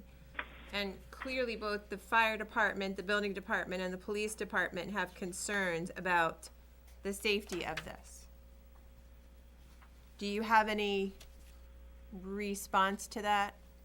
I think to sum up their safety complaints, especially with the police concern, the issue of a car parking in front, and I guess in the event that there's a fire, either with the car to set the house on fire maybe, or access to the home in the event there's a fire, it only involves that one parking space. I understand the issue with potentially backing out or pulling out of the driveway is a thought, but as of now, even without that section in there, we have to back out and pull out of the driveway or pull out. We're doing that anyway. And at the same time, the wall that was pre-existing that I smashed down to build the house was actually much longer than that wall. I shortened it so that we can see what's coming, because the cars do come around a 90-degree bend. They're supposed to slow down. There's a stop sign right in front of my house. The stop sign is at that island you see that divides 58 and 56. It's right there. Yeah. So our house is on the stop bar. So ultimately, any car coming around the bend, they could come around very fast and potentially hit us. But if they know the neighborhood, they know there's a stop sign there. They also do have to come around a 90-degree turn. And I think there's always a concern, but there's a concern there no matter what. I believe it was the town engineer or someone said it doesn't make a difference, because we still are pulling out either forward or backwards, both ways, because of the narrowness of the driveway already. And I think pedestrian safety, there isn't a sidewalk. There are always pedestrians coming and going. They can clearly see us pulling out and pulling in. And there are once in a while people who walk by with a dog, but it's not a busy zone. And there's not a sidewalk. It's just the road and the driveway. I think that was the concerns. It's kind of seems that the gravity of the concerns of the police department, the fire department. Okay. Tim? So I have to say that this is one of the very few times that the police and fire and building have even ever commented on applications. Generally, they're okay with everything from their standpoint, but all three agencies from the town have registered written comments with us, and this is fairly rare, I have to say. Building You know, usually you doesn't. take this in, and all of a sudden you've got a camp that's become this. Who's talking? I think it's, I have no idea. Can you identify who just spoke? Here it's Sir? called a residence. Here it's a camp. Sir, It's single-family I don't know who's on. residential. I Can you don't mute have- them? Phil? Permit issued. Bill, are you on the phone? Yes, I am. You're talking to us, so we're all hearing what you're saying. Yeah, I'm sorry. I'm kind of talking to myself here. Well, I just wanted you to know Well, you're you're on, you're on you're on TV. the phone with Oh, us. I apologize. No, I just want you to know what's going on, Phil. No, So- I am. It's All right, so, Oh. the building department normally doesn't get all this. I had sent to everyone, and I sent it to the building to know that a driveway permit possibly was coming as an FYI, and that's when all the comments came in. Okay. It started with me just letting them know that, hey, they're coming in for a driveway modification for part of building wise, so they know that it's coming. And, then he commented, and then everyone else commented. Okay. The fact that they commented is Yeah, no, fairly yeah. rare. I'm just letting you know, that's why you got one from the building department. They normally don't get, because it was a driveway, I sent it to them. So we do have to hold the public hearing. Open up this is the meeting where we open up to any public comments, to any abutters. Tim? At some point, he's gonna have to address the conditional use permit criteria verbally with us. Yes. So if it's later, that's cool, but just as long as we don't forget to do that. Correct, right. So, is there anyone in the public who wishes to speak on behalf of this application? No? Okay, we see none identified in the public. Patty, are there none. any on the phone? There's Okay. no butters on the phone. Okay, if there's anyone who wishes to speak, you should call in at 603-766-JOIN, which is 766-5646, and enter the participation code 785-645 and pound. At this point, we don't have anyone that we believe is going to comment on it, but if you want to call in on it, we can backtrack and hear your comment. You gonna leave the public hearing open then? Yes, we'll leave the public hearing open for now. So, okay, the next item is resolve issues and address comments. So, Want to address the criteria? I think so. you want him to address the Sure, criteria? because that's part of the discussion, all the Yeah. points, even the one you made. Sure. So you have to, so we're asking the applicant to address the conditional use permit criteria, 7.4.2 of the zoning ordinance. Do you have a copy of those? I don't have a copy. I have my original application that I submitted. I can read them for the Okay. record or for the presence of everybody. I pointed them, I mean, I spelled it out on here. I could read it. Okay, hang on. But you have to address the concern verbally, whether you feel there is, isn't, or what you have to comment on them for the Right, record. right, Okay. which Do I you have did a do on copy my of cover the- letter. I can give you a copy of what it is they're looking He for. said he has it. You got one? I have my application fully submitted where I addressed each of the conditional use permit criteria Okay. with my comments. Okay, I could read those if you would like, yes, and I could give this to anybody if they want. Well, Yes. We have a copy of your application as well. Okay, so, I'll just go through them one by one. yes. The first one is, criteria 15.4.1.4.1. This one, comments on the use is specifically authorized in the ordinance as a conditional use. Specifically, ordinance 7.3.4, parking and loading requirements concerning driveway widths, prescribes for the driveway widths to be no longer than 22 feet at the street. Permission is sought to increase the street width area of the driveway by an additional 9 feet, so that the total driveway entrance will be 31 feet at the street entrance. A conditional use permit is required per Goffstown Development Regulations, Appendix A, Section 8.C.7. my comment is that the permit is required because it exceeds the 22 feet at the street. Is the use specifically authorized in the ordinance as a conditional use? I did not see anything that says that verbiage. The verbiage that I saw is actually what I quoted. The law itself in the code is nothing more than those few sentences right there. Joanne, do we know, is this use specifically authorized in the ordinance as a conditional use? No, the use itself is the fact that, so let me back up. The fact that the driveways are close together they're existing. However, because he's expanding the driveway, he further does not meet the criteria of the 40 feet separation. So he's asking for a conditional use permit. So because it's allowed under a conditional use by planning board approval to be closer than the 40 feet if the criteria is adhered to. Okay, thank you. So the conditional use permit is for the closer than 40 feet? Correct. Correct, Yes. okay. Okay, so thank you. You can continue to the next one. Okay, the second one is criteria 15.4.142, specifically concerning if completed as by proposed applicant, the development in its proposed location will comply with all requirements of this section and with the specific conditions established in this ordinance for particular use. My comment is that this application for permit is required because if completed, extending the driveway width of my residential driveway to 31 feet is beyond the general requirement of 22 feet. Other than this particular general requirement, all other general requirements will be complied with. And my other further understanding now is that also it will be outside the 40-foot requirement that was mentioned. Okay. Criteria number 3 is 15.4.1.4.3 concerning the use will be compatible with the neighborhood and with adjoining or abutting uses in the area in which it is to be located. My comment on that criteria is that this use is compatible with the neighborhood, mainly because many other driveways have widths longer than the ordinance itself. Some are much, much longer. In fact, my neighbor's is 3 times the length of what I'm even asking for. He runs the entire corner of Lewis Street and Laurier Street, which are combined, and that's Ernie's Excavation Company that's been recently down here a lot. His driveway's 3 times the length of my request, and he's across the street.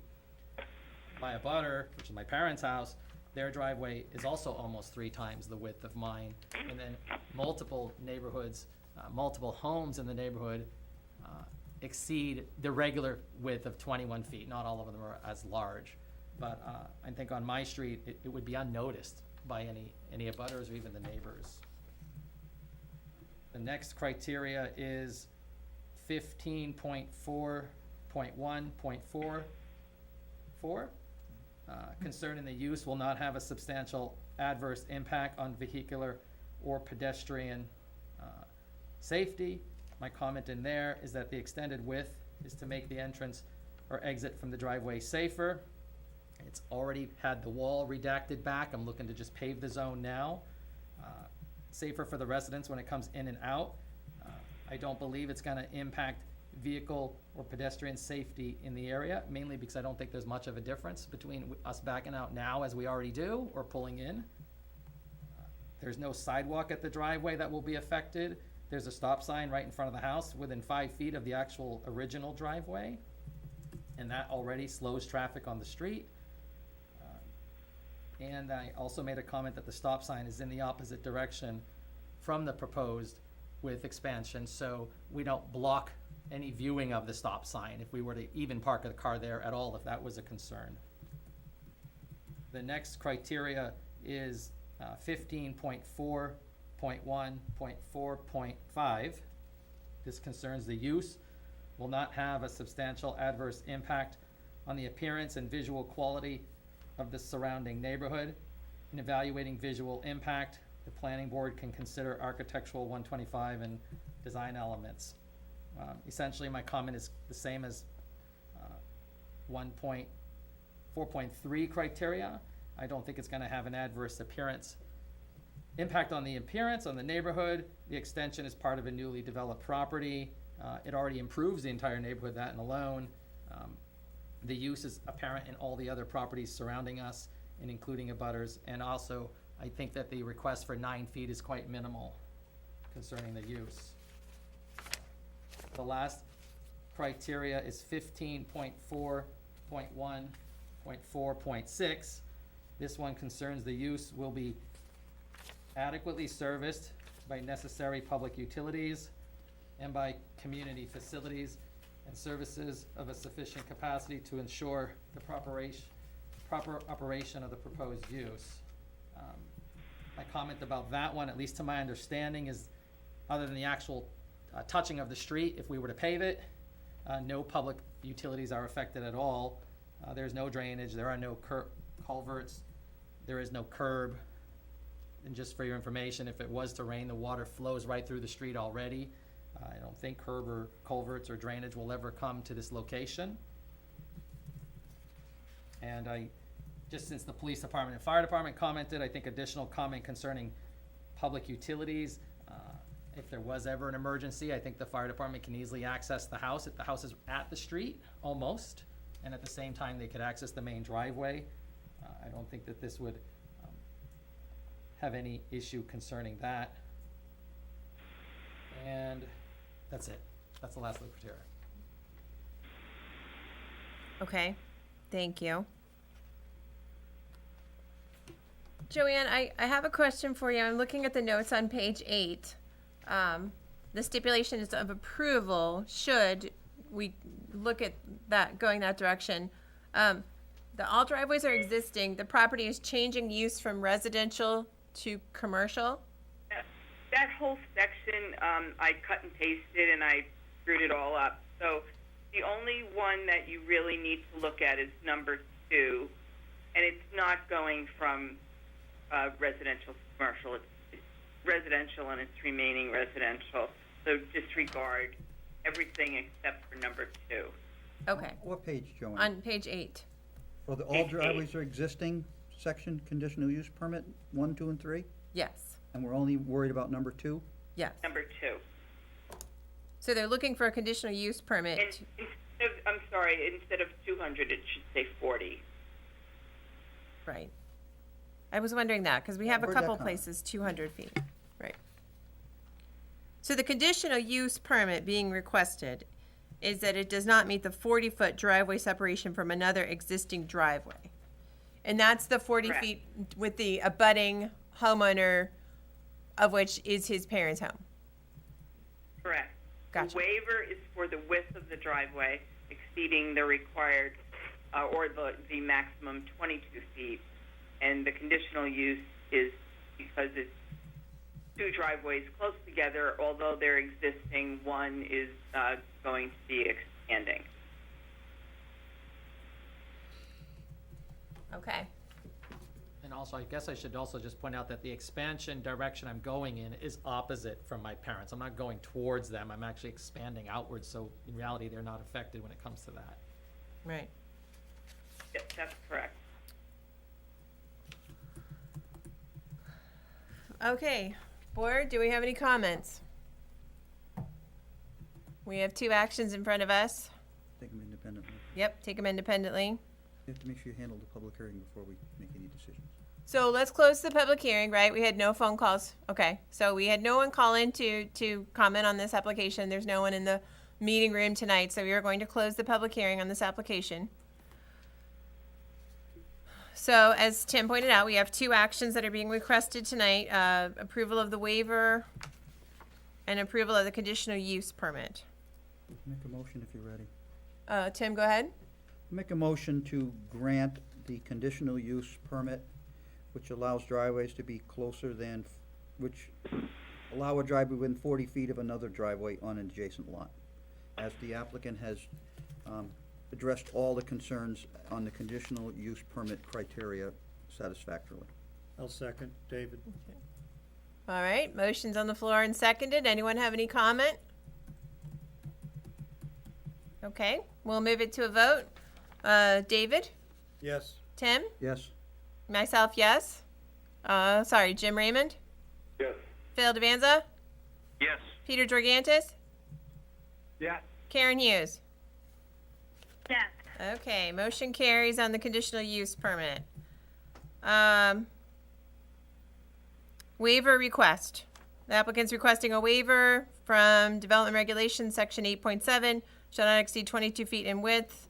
They're asking for an additional 9 or 10 feet to 31 feet. Tim? So I just want to be clear with the applicant. Did you physically measure the distance from the existing pavement to the face of your new wall that you built? Is that exactly 9 feet? What is that width on there? It looks a little wide when you see a car parked in there. It appears to be 9 feet. The pavement is very broken. It's kind of like jagged. So I first did what you see on the map on the application, a measurement between the existing island, we call it, between the other house, right at and that's actually the property line. The wall that I have on my driveway is the actual property line where that island is. And then I measured to where the pavement kind of stopped and turned to dirt, which is kind of hard to find. It's all broken up. And that's where I got that first measurement. And then the 9 feet you saw came from where the dirt began to, at the time I submitted this, we did not have the new wall in place. The landscapers had not come. So I eyeballed right up to the edge of where the house is, because I told you that there was a porch there. So I eyeballed that. Since then, the wall has now been put back in, and it's shorter. So the front yard is now there. We didn't have a front yard when I established, when I applied here. So now I did measure it. It goes 31 feet from the island wall on my side of the property to the brand new wall. That's a total of 31 feet now, which we figured out when I met with, I believe it was Mr. Gustafson from the Town Works. He came and checked it out for me before I was trying to make this thing was already done, but he came and talked about it. So due to the roughness of the existing pavement, there's some variation between the 22 and 9, but the end result adds up to 31. The end result is 31 from wall to wall. That's the whole frontage of the driveway. Okay. That's Thank the you. current measurement. Well, if we're going to discuss granting the waiver, I think we should be very clear about the amount of pavement we're going to permit, because if we use the number 9 feet and it ends up being more than 9 feet, then the applicant would be in violation of the waiver. I'm wondering if we shouldn't phrase it to be discussed that we would allow the applicant in the waiver to pave to the face of the new wall that was constructed, whether it's 9 feet, 9.5, or 10 feet, because if you go start pulling tape measures out there and someone contests it, this applicant will have trouble. So that's my concern about putting a number on it. I would be in favor of that. Maybe the motion would specifically say 31 feet width driveway. You could say that, but if it turns out to be more, then the applicant has trouble. Because he doesn't have a physical measurement on the wall everywhere. I'm just trying to make it clear. Kimberly, if I could, Yes. Karen? so we could say, up to or no more than X amount. And I think Fair that would number might probably be cover it. 32.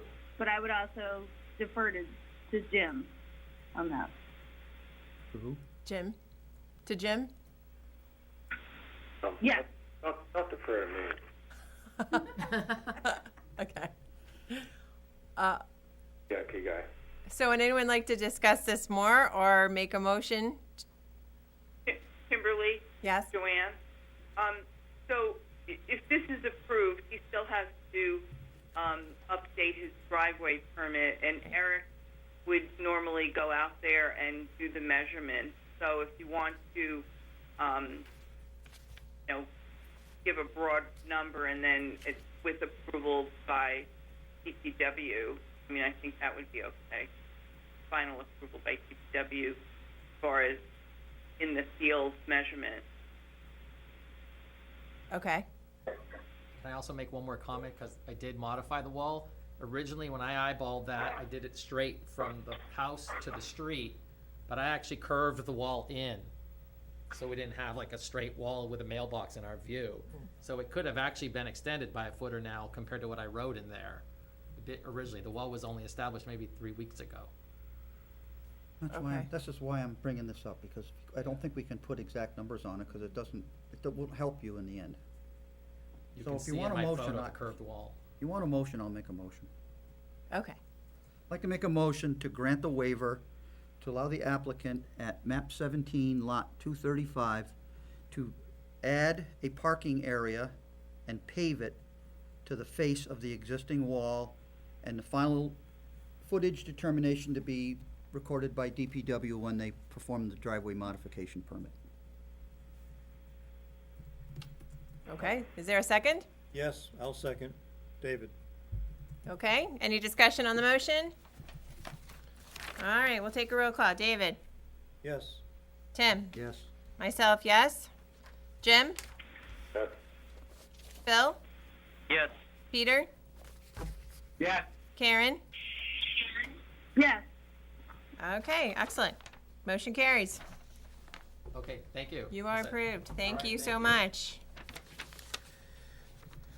Okay, moving on. Next item on the agenda is map 42, lot 66. The completeness review request for relief of the outer 50-foot of the wetland surface water conservation district buffer to raise an existing seasonal camp and build a single-family year-round residence, along with removal of 2 trees and associated improvements to raise the camp and build a single-family year-round residence, along with removal of 2 trees and associated improvements.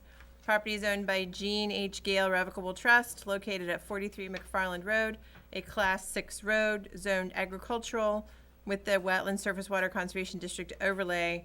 Also required is a recommendation from the Planning Board to the Select Board in regard to the issuance of a building permit on a Class 6 road.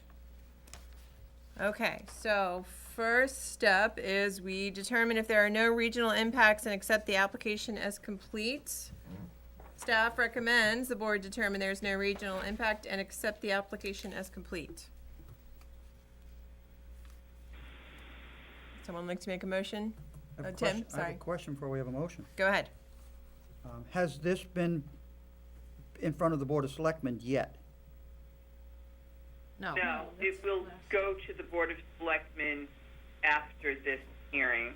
So why are we discussing any of the elements of this project if we don't know if the Board of Selectmen is or is going to approve it or not? It seems to me that we've got the horse before the cart right now, or the cart before the horse, excuse me. Well, I sort of agreed with you. John, will you explain? However, I did discuss this with the town administrator for the last one that we had done similar to this, and he explained to me that if the Board of Selectmen were to approve the construction on a Class 6 road, then it would sort of lend as if they were in favor of the project itself, and he didn't want the board to appear to be rendering a decision until the planning board decided on what they need to decide on, which is the setback issue. This also needs zoning board approval for a variance as well, because they're within 100 feet of the wetland surface water from the pond, and planning board approves, as you know, the outer 50, and zoning board would have to approve the inner 50, and that would be by variance. So this is their first step in starting this process that they're going through. Okay, Patty? Yeah, to add to what Joanne is saying is they cannot apply for a building permit to the Board of Selectmen until they get the relief of the outer buffer and a variance. The Board of Selectmen look at the building permit that they're gonna be applying for, whether to grant it. So the process is the first step is to get relief of the outer buffer and the inner buffer before they apply for a building permit. When, And who recommends the inner buffer? Zoning or Zone- conservation? the Zoning. conservation is just an advisory Okay. board, they make a recommendation, but you grant the relief, it's allowed as long as, you agree with the functions assessment of the wetlands impact. It's not allowed for the inner buffer, so they need a variance from the ZBA. So they're coming here first, and then they're going to ZBA. They're simply looking for the outer 50-foot variance. or Yes. relief, I should say. And then we added on the recommendation, if you feel like you can make a recommendation to them rather than make them come back after they go through the process with the ZBA and apply for a permit. And is there something there now? Yes. There's a building right now.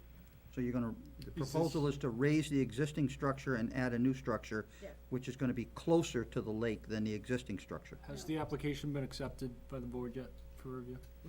No. No, we got off track. Thank you. So I need a motion. Been accepted yet. No, We I haven't- understand. I'm having a little trouble hearing. Okay, thanks. We'll try to speak up and not over each other. I'll make a motion to accept this application as complete and ready for review. I have a question about that though, Tim. Go ahead, Phil. Actually, Yeah, Kimberly. I wanted to bring something up about that before you do that, Okay, go ahead. okay? The note here that we have on the chair's agenda, Yes?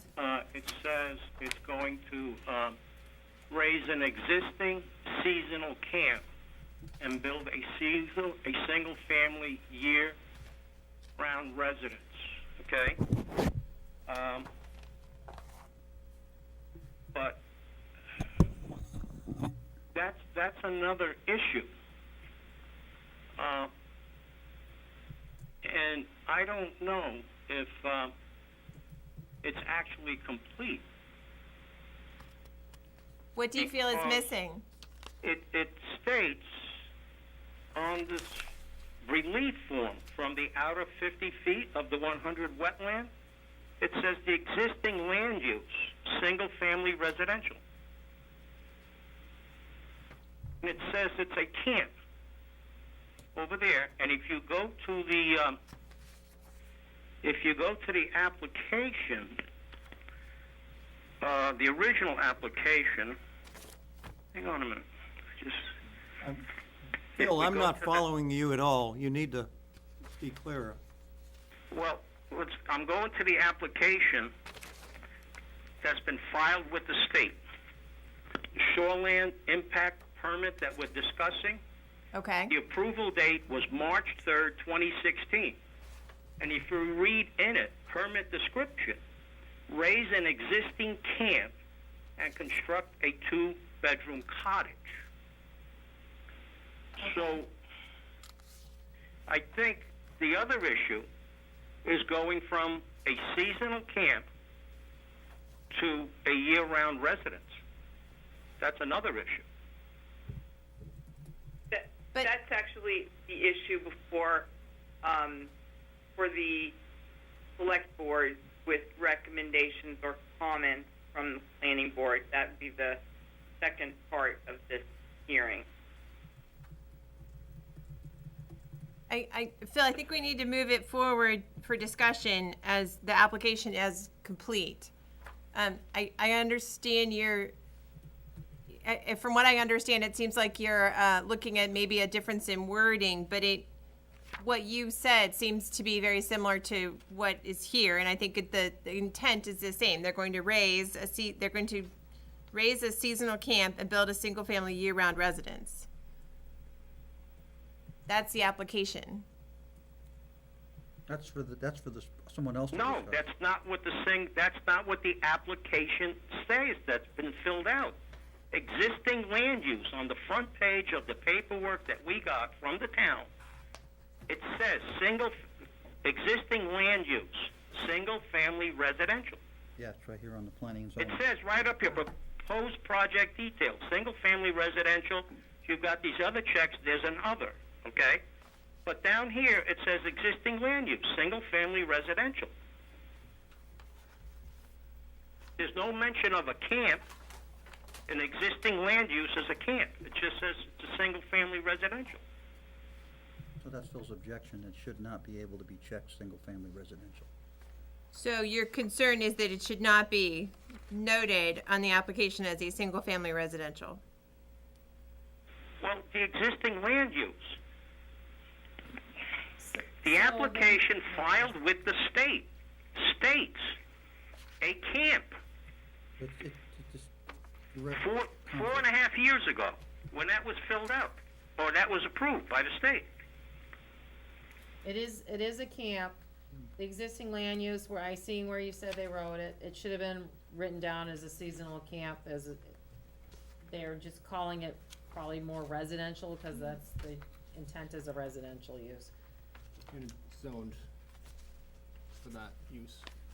But they can clarify that the existing land use is a camp, and would that satisfy for them to accept it as complete, so you guys can discuss this? So Phil, is your point that this is not a complete application because under proposed project details, you are questioning that this is presently a single-family residential site?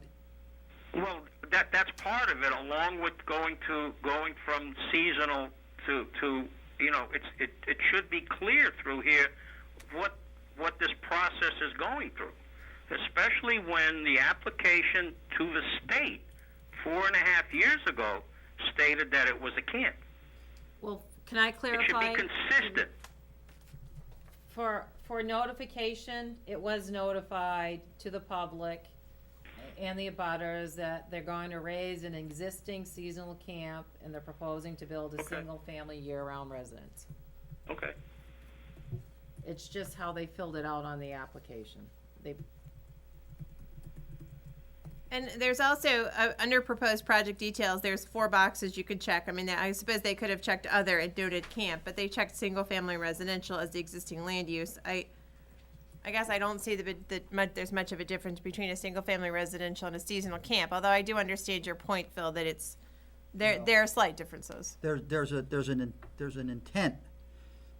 If it's a single-family residential, you're saying it's already permitted for year-round use. If it's Correct. a camp, it's only a seasonal use. So I think that is a difference that is duly noted, but if it's an accidental wrong check box, I don't think it was intended to be deceptive, in my opinion.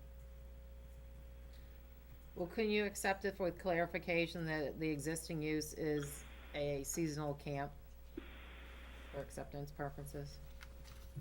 Can we agree to that? Will the applicant acknowledge that the existing use is a seasonal camp? Sure. Okay. So on the application, if we strike single-family residential to seasonal camp. Yep, fine. Phil, so we're correcting the application form. Bill, you there? Yeah. Is that I didn't know you're talking to me. I can I said, barely hear. is that acceptable to you, Phil, for Yeah, that's existing fine. land use? Strike the word single-family residential and in its place write seasonal camp. And the applicant has agreed to that. Oh, that's The fine with applicant, me. you mean? Yes. Does that address your concern? Oh, yeah. Okay. I need the name of the applicant. So the applicant is Jean Gale Revocable Trust, I believe that's how we have the paperwork filled out. I'm Spencer Tate with Meridian Land Services. Okay, and you are the one who agreed to this change? That's correct. Okay, thank you. What's your last name, Spencer? Tate, T-A-T-E. Thank you. Okay. Okay, so I'll make a motion to determine that this application is complete and ready for review, and there are no regional impacts and no waivers are requested. I'll second. Thank you. All right, let's go around the room. David? Yes. Tim? Yes? Jim? Yes. Sorry, I skipped myself. I vote yes. Phil? Yes. Peter? Yeah. Karen? Yes. Okay. All right, so we've accepted the application. Let's hear from the applicant. Sure, yeah, so we already went through the introductions apparently. But let's see, so the proposal before you, which I'll just read through the narrative, which was submitted to planning staff. The proposal before the board this evening includes work within the 100-foot wetland and surface water conservation district. The subject parcel is locally identified as map 42 lot 66 and is otherwise known as 43 McFarland Road, Goffstown, New Hampshire. Property is located entirely within Goffstown municipal limits. The owner of the property is the Jean H. Gale Revocable Trust. Beside me is Jean Gale, the trustee. The parcel currently contains an existing domicile, well, and septic system. The date of construction of these entities is estimated to be mid-1940s through the mid-1960s, and is probably a piecemeal type of setup. The residence is serviced by McFarland Road and is bounded on the west by Uncanunic Lake. The site is serviced with overhead power. No municipal utilities, sewer, water, gas are available on the McFarland Road right-of-way.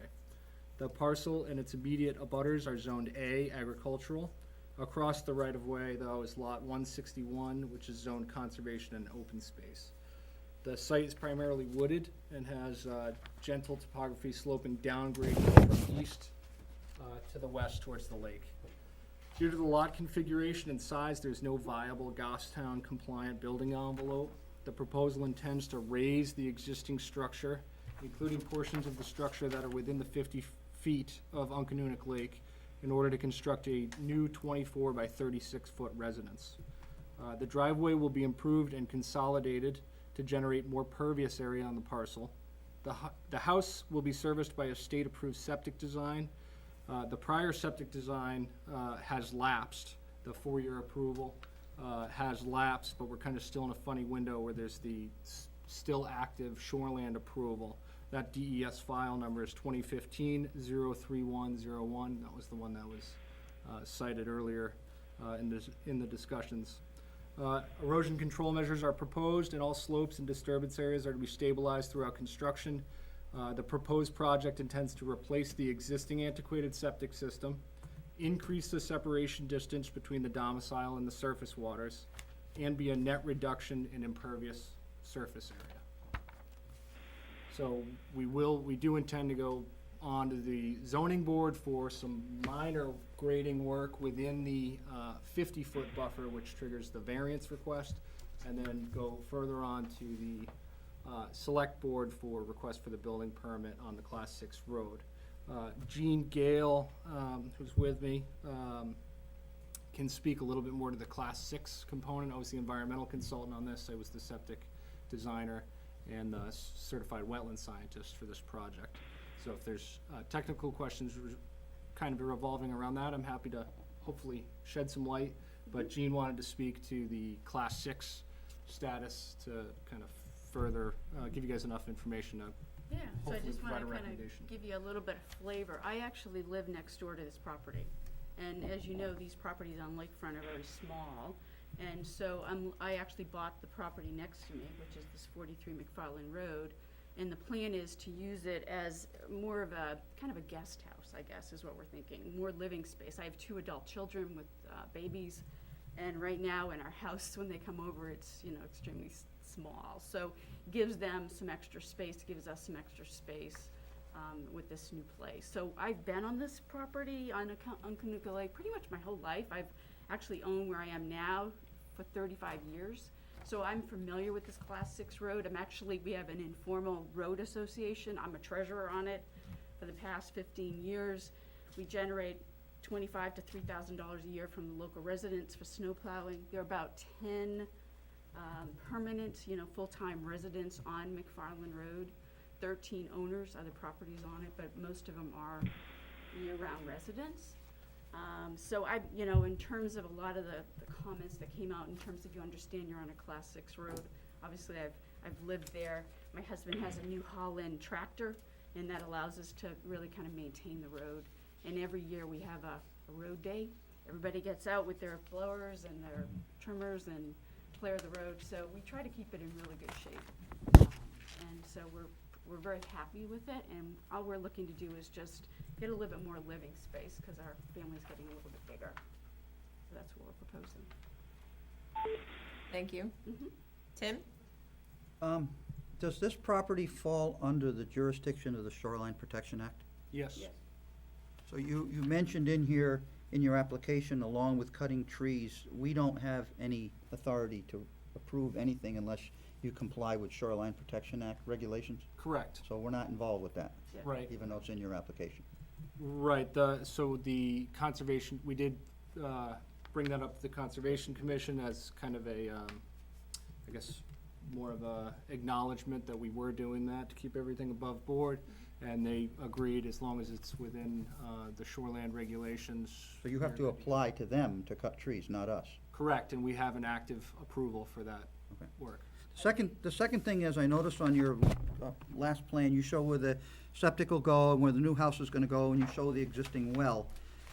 The existing well is for a camp that has seasonal use. Now you wanna make it more than a seasonal use, but your well radius extends well beyond your site, which is normally not permitted under, I guess, DES regulations alone, but your well radius extends onto at least 3 other lots, so two other lots anyway. It's a pre-1989 well, so it's grandfathered, but under DES regulations. But you're asking us to grant you relief from the outer 50 feet so that you can pass this along to the Board of Selectmen, and I have a concern that the well radius is way off the charts here, and as a camp, it's one subject, but now as an existing 2-bedroom house, it's year-round use, and it's a different subject for the well radius. So again, the DES did issue an approval for that well location to be used for full-time occupancy under ECA 2016-031106. Pre-1989 wells can be as close to a property line as we can physically drill the well. Okay. That's now gone. Any well drilled after 1989 requires a recorded well release through the Registry of Deeds to acknowledge that your protected well radius does go over your abutter's lot lines. That isn't applicable in this case because it's pre-89 well. Now, the vast majority of that well radius that you do have concern about also goes on to, is that lot 4265? So Is that your lot? It's the property, it's the property owned by Ms. Gale. Yeah. Ms. Gale, this is David. If I'm standing on McFarland Road, your existing property is to be on the left. To the south. Yeah, okay, thank you. Yes, yeah.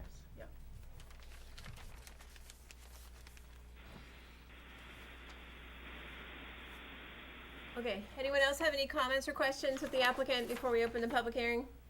Yeah, I have a question. Okay, go ahead. The drawing provided by Meridian states that it's 0.24 acres. Correct. Yep. So that's the size of the lot. So the size that is in here under the notes that we have as 0.284 is incorrect. Where's that, Phil?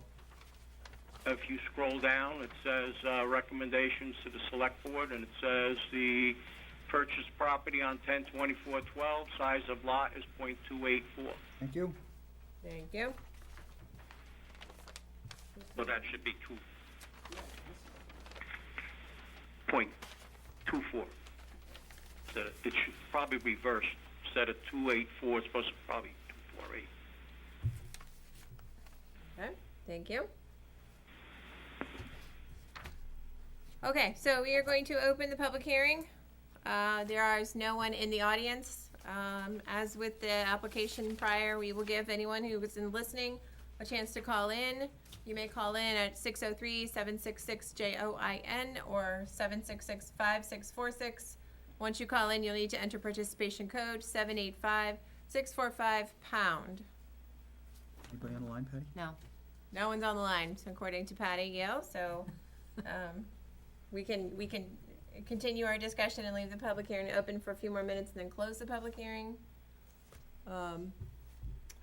So we have staff comments we have comments from the Conservation Commission, who reviewed and recommended, based on the presentation, that granting relief of the outer buffer and the variance for the impacts of the inner buffer, provided they're compliant with DES Administrative Rules, Chapter EMV WQ 1400, which is, I believe, shoreland or water quality, and RSA 483B, and that they follow erosion control best management practices.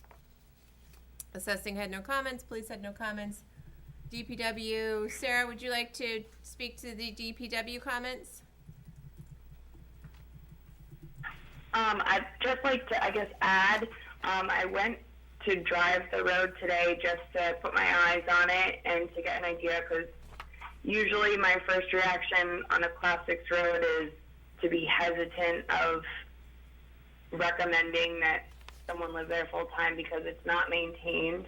I just want to add that it's clear that that neighborhood puts a lot of effort and invests a lot of time and money into maintaining the road.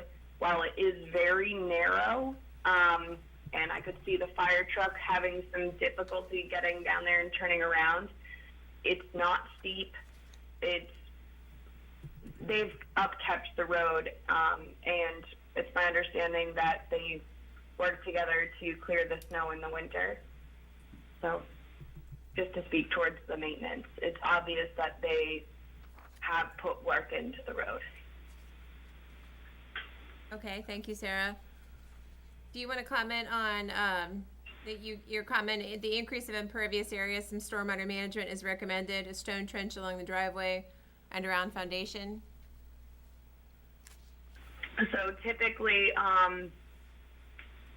we've just recommended for a lot of projects lately that when they're trying to deal with the driveway runoff and the roof runoff, they do a stone drip edge around the foundation. It's a really easy addition to a plan. Just with the proximity to Uncanonic Lake, we would want to try to limit the discharge that's going straight into there. Do you have any comment on that? No, other than it's a net decrease to impervious area, but the applicant's amenable to incorporating some of those stormwater management practices, regardless. Okay, Tim? Do you show any erosion controls on your plan other than just a simple silt fence? So the option of a straw bale barrier or the silt fence, but outside of that, no. And you're changing the grades from a 664 at the toe to a 668 or higher in the driveway area, so you're gonna have a fairly steep slope in there. Across the front of the house, yeah. So, I mean, We could flatten it out, but that's to keep I don't expect to be flatter, because you need to impact. grade, but I'm just Right. thinking that you need to show some additional notes as, to make sure you don't have discharge into the lake, because you're only a short distance from the lake at that point, and a simple silt fence really is sometimes inadequate. It's a discussion item. I thought double rows were required within 50 feet of a resource. Well, there you go, now you know something that I don't know. I'm doing this a while. If that doesn't include in your shoreline permit. Silt sock, silt fence, possibly double rows there. So that'll be part of any issued shoreland permit if they receive one? I believe that's correct. That's not a state requirement, as far as I know. If that's a local requirement, we could certainly add 2 rows. Or if the board feels it's suggested, then that's. Well, what is the answer? Does the state of New Hampshire's shoreline protection? I don't know that it's a Permitting? requirement. We do it on ours. No, it's not a requirement. They do often require the construction fence as a kind of a person barrier next to the silt fence or siltation control. But then Fish and Game kind of had an issue with that because that's what a lot of herpetiles have trouble navigating the orange woven construction fencing. So if double walled silt fence, we could certainly. I think the best thing in a slope with that would be staked hay bales on the bottom with the silt fence in front of it, because staked hay bales will hold it up. Is that on your notes, on your print? So we have the option of one or the other, sometimes depending on the substrate, as you move across a large rock, it's better to kind of switch. Combine them into one So package. we could do an and or on there, or we could certainly do both across the front. I guess it's just important for you to note that the applicant is responsible for ensuring water quality is not violated. Sure. Was a full-size copy of this plan included with the materials that you guys? We didn't We have don't it. have them. no. Okay. Would have liked to seen it. Well, it's this one. So this has all the details and timers. I do have them. Well, Yeah. yes, it Yeah, was, full but it's size not legible. Yeah, a little small. Yeah, let's close the public hearing. Not yet. Okay, let's go ahead and close the public hearing. We've given anyone time to make a phone call if they chose to call in, so, we will go ahead and do that. Okay, so we have 2 actions. So review the wetland functions and values report. Thank you, Patty. Do you want to speak to the wetland functions and values? I've skimmed over it. You can be brief. Yeah, so it was performed in accordance with the Highway Methodology Handbook. I don't know the familiarity level, but it assesses wetland systems based on 14 functions and values. Highest ranked one, again, with this proposal not having direct impacts on the wetland itself, Uncanunic Lake was the kind of the wetland system that was the focus of the assessment. Flood flow alteration, recreation, visual quality aesthetics were the highest ranked functions and values. With this proposal, given the distance from the lake, I can't imagine, basically the long and the short of it was there'd be negligible impacts with this project versus what's existing. Certainly taking vacant land and developing it is a little bit of a different story. But when you compare the existing versus the proposed, it's negligible negative impacts. And I did provide some further measures to maintain site ecological integrity, including all ground disturbing activity, including demolition and stockpiling, should be done in accordance with the approved plans and erosion control notes. Site work shall be conducted during a dry time of year. Vegetation removal and clearing should be reduced to the greatest extent practicable. All contractors entering the site should be made familiar of the state and local environmental regulations. And I included my contact information in there if something were to pop up on site that would be an immediate issue, like a silt fence blowing out.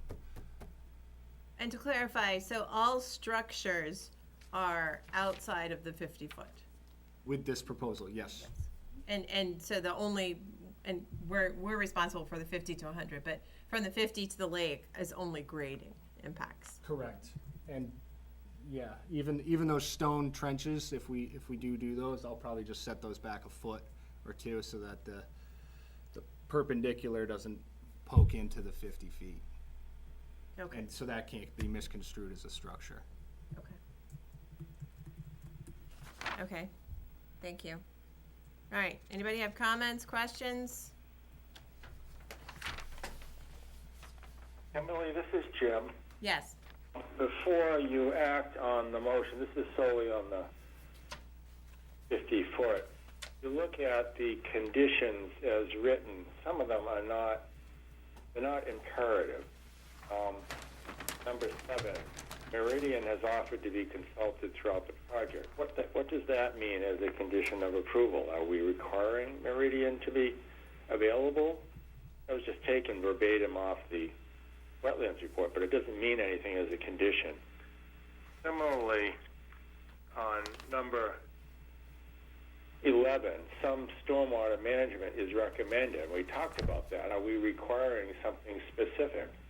Recommended and required are two different verbs. So what are we doing there? Do we have the ability to require? Yes. What we do with the planning board? And to address Jim's concern with number 11, then I propose that we require the applicant to use staked hay bales as well as silt fence in conjunction for the stormwater and runoff management on all disturbed areas below the site. That's fine. I just wanted to have it as a requirement, not a recommendation. So Tim 11 addresses stormwater management, the runoff around the driveway and the foundation. Okay, well then that's the wrong place to stick it So, in.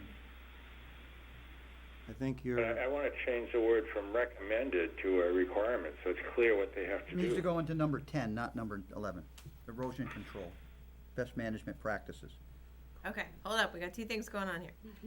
Number one, first, we're gonna modify 10 to add what Tim suggested, because Tim's suggestions were for erosion control best management practices. To be required, staked hay bales and silt fence in conjunction where their erosion control is shown on the plan. Okay, And to Jim's point on 11, hold up. Oh. Gail's writing. Okay, go ahead. Okay, now, for 11, Go ahead, Tim. I don't know what Jim was wanting for some stormwater management. Jim wants What does something it mean? definitive. What does number 11 mean now? Well, they're recommending stone trench along the driveway and around the foundation. And if they don't do it? That's right, so it's gonna be required instead of recommended.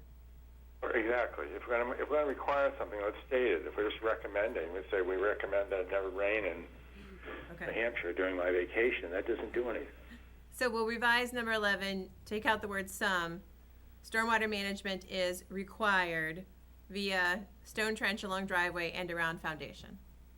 Yeah, something. Applicant is okay I'm with not that. gonna tell you what it is, you just gotta change the verb form. But if that's what, is being recommended by the people who know such things, I'll agree. Okay, Sarah Weirdy, do you have any problem with that? Sorry, I just said your name wrong too.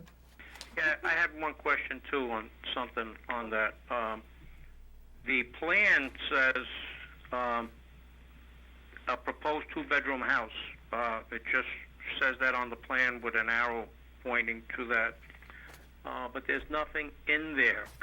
Can that be added in? That, I mean, I'd hate to see that.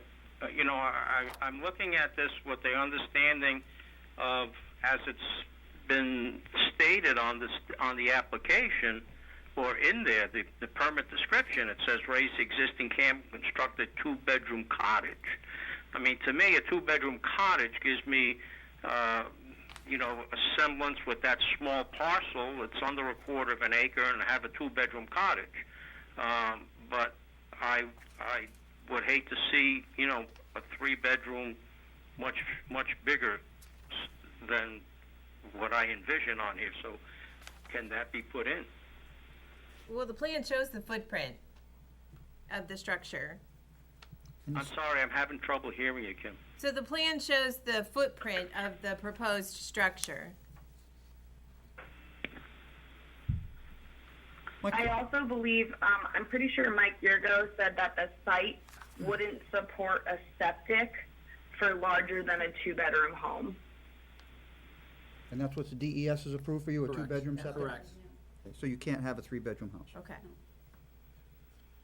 The only reason why I bring that up is because, people that have larger homes have purchased adjoining properties, combined them, and put an expansion on their home for the larger home. I just would hate to see that small parcel have oversized house. That's all. Okay, thank you. To go back to Jim's number 7, Meridian has offered to be consulted, that's very vague. I think that needs to be The stricken? stricken, or Meridian has to make a definitive statement that they're going to supervise the project or something. I mean, I don't know. Do we have a PE stamp on the plan? No? It's a septic design, right? Shoreland permit is the primary basis of the plans before you, but yeah, So- septic design yes, there's also a septic design. So what's our reassurance that the site plan won't change from what is shown? For the For the From the house? finished product, Right. the building department will need a certified plot plan, is that right? Yes, they will. Stamped by a land surveyor. They'll have to certify the, Okay. they'll have to be approved to what's shown here and what's shown to the zoning board, too, for zoning. Okay. But there's not typically, on-site I don't- support unless the board feels it. So what are we doing with 7? We striking 7? I think we strike 7. Can I ask a question? Yes. Can I- Joanne? Yeah. Would this be subject to impact fees? Because it's Oh, yeah. going from a seasonal camp It to a is. year-round residence? Yes. Okay.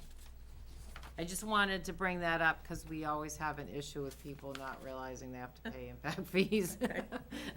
Okay. This is Jim. I want to go back to Phil's point, the two-bedroom. The application does not say a two-bedroom. It only says a new home. So Correct. If the applicant is making a representation it's going to be two-bedroom, we should include that in the conditions. they've attached a shoreline permit plan, but that's not part of the application. That's illustration purposes. So Okay. it's not clear that there's a two-bedroom limit on this. I think we should, if that's the applicant's representation, we should have it in the approval. Okay. Do we modify one of the conditions of approval for that? Something, because otherwise there's nothing that we're relying on the minutes to Okay. establish, and those aren't very good at establishing conditions. I think if it's a material to the application and our assessment of it should be in the conditions of approval. Okay, you wanna add condition number 14? Well, that already Now, put in, it's for a two-bedroom. 14 is the impact fees I put down, so 15 would become the two bedroom. Okay, so 15 would be, X plus one. would be, Yeah, it's approved for a two-bedroom. okay. But you're taking out 7, so you really have 14 conditions. We just add them at the end. Okay. You can renumber them later. Gail fixes all that later. Ooh, for 2. Okay. Can I make one, was straw bale or was hay bale added to? Yes, it was, number 10. Can we call that a straw bale barrier in lieu of a hay bale barrier because of the seed They're the stock? same thing. One has weed seed, one doesn't. That's right. Depending on what town you're in, they're not the same. Okay, But I stated that after the word best management practice, to include staked straw bales and silt fence where it is, erosion controls are shown on the plan. Great. okay. So is number 7 being stricken then? So Mara? number 7 is stricken. Yep.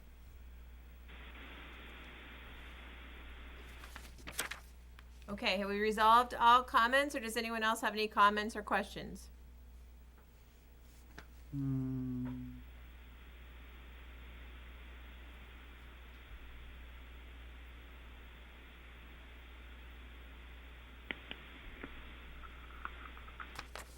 Okay, anybody I want move that we find that the conditions of the ordinance are satisfied for waiving the 50-foot, outer 50-foot setback, subject to the conditions stated in the report on pages 13 and 14 as amended. Okay, I'll second it. okay, thank you. That was Phil, right? Yep. Yep, So okay. Jim, are you going to state that we are striking number 7 and adding the other language to 10, 11, 14, and 15? Correct. Yes, that was the as amended. Yes, all of those. You have all that Got those, stuff, Gail? Gail? Okay, As, As usual, we're granting Gail some poetic license. you had the wording. You have all the wording? If I don't have it, I'll get it from the video. Well, I wrote it down, that's why I just wanted. Okay. okay, I'll call so you. Jim made a motion, Phil seconded. Let's take it to a vote. David? Yes. Tim? Yes. I vote yes. Jim? Yes. Phil? Yes. Peter? Yes. Karen? Yes. Okay, good. Motion passes. Okay, so now we need to discuss the recommendation to the select board regarding issuance of the building permit on a class 6 road. Madam Chair, this is Jim. Yep, I would submit a report to the selectmen saying something to the effect of, seeing that you disregarded our prior recommendation, making no comment on this application. is that a motion? I second Jim's comment, motion, whatever he wants to call it. Okay, we've got a motion to send comment to the select board. And our conditions will also be sent to the select board, correct? What conditions? 1 through 15 that we approved here tonight for the grantor of the outer 50 feet. But this is different, this is a, Yeah, but we want to send our comments So- to them so they know what Do we. you want to amend the motion, say, we granted them a relief of the outer buffer, but we are not submitting any comments Well, that given would the be prior? Jim's motion. Is that satisfactory with you, Jim? 'Cause I they're too- want a certain pissiness to be clear. Well, we could put that in the motion. Jim, what does that mean? I at least like some explanation. If we give a recommendation to the selectmen as the planning board, and they choose to decide otherwise, I'd at least like to know why, because otherwise we're wasting our time, and I resent that. I agree with that. I can understand that. So Jim, But I don't think we need to go in with a pissy attitude, though. That's I kind have the attitude, but you can edit that out of what we send. The selectmen have authority to make the decision, and I recognize that. But if we put consideration into it and give some reasons, I think we're entitled to the courtesy of at least an explanation of why it's disregarded or not followed. Okay. I'll carry that message forward. Thank you. So Jim, will you amend your motion to state that we granted the outer 50-foot relief request and providing conditions 1 through 15 for their viewing? I And amend no my fu- motion. and no We have further comment. Provided that any approval incorporate the conditions of our approval of the waiver of the outer 50 feet. Well, that's why I wanted to make sure that got included and not just no comment. So my motion is amended as I just stated. Okay, Can and you I'll- reread it, because that was very confusing. So you want no comment, but if they do grant approval, please incorporate the conditions of approval that Yes. were on the relief of the outer buffer. Correct. Okay. And I'll second Jim's amended motion. Okay. All right, I think we're ready to put it to a vote. David?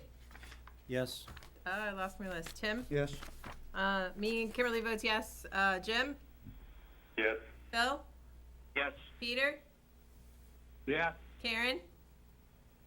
Yes. Okay, motion carries. There we go. Thank you for Thank you coming very much. and attending. Super fun. The last two items on the agenda were continued. So we are down to other business. Joanne, do you have any other business? No, I do not. I have a little something to say. Okay, Tim says he has something to say. Joanne, I'm happy to report that I see that East Point Rentals planted the pine trees down there against the page fence. Oh, we were just talking about that today. Are the trees in now? I saw them there today when I drove by. Okay, good. I'll have to go over and check and make sure that they've done correct. He must have recognized me because he waved as I drove by. No, I wasn't waving at you, Dave. Okay, someone. And Mr. Jim, before Kimberly ends, I think we should commend Kimberly on running a very good meeting Oh, good. Thank on you. fairly short notice. And I second again, that, Jim. I second that. Hey, it's her job. Thank you. It's definitely a team effort, so. Motion to adjourn. Okay, Peter's motion. Who second? second. Phil seconded. All right, David? Yes. Tim? Yes. Kimberly, yes. Jim? Yes. Phil? Yes. Peter? Yeah. Karen? Begrudgingly, yes. I mean, I would like to spend more time with you people, but Bye, Karen. let's all.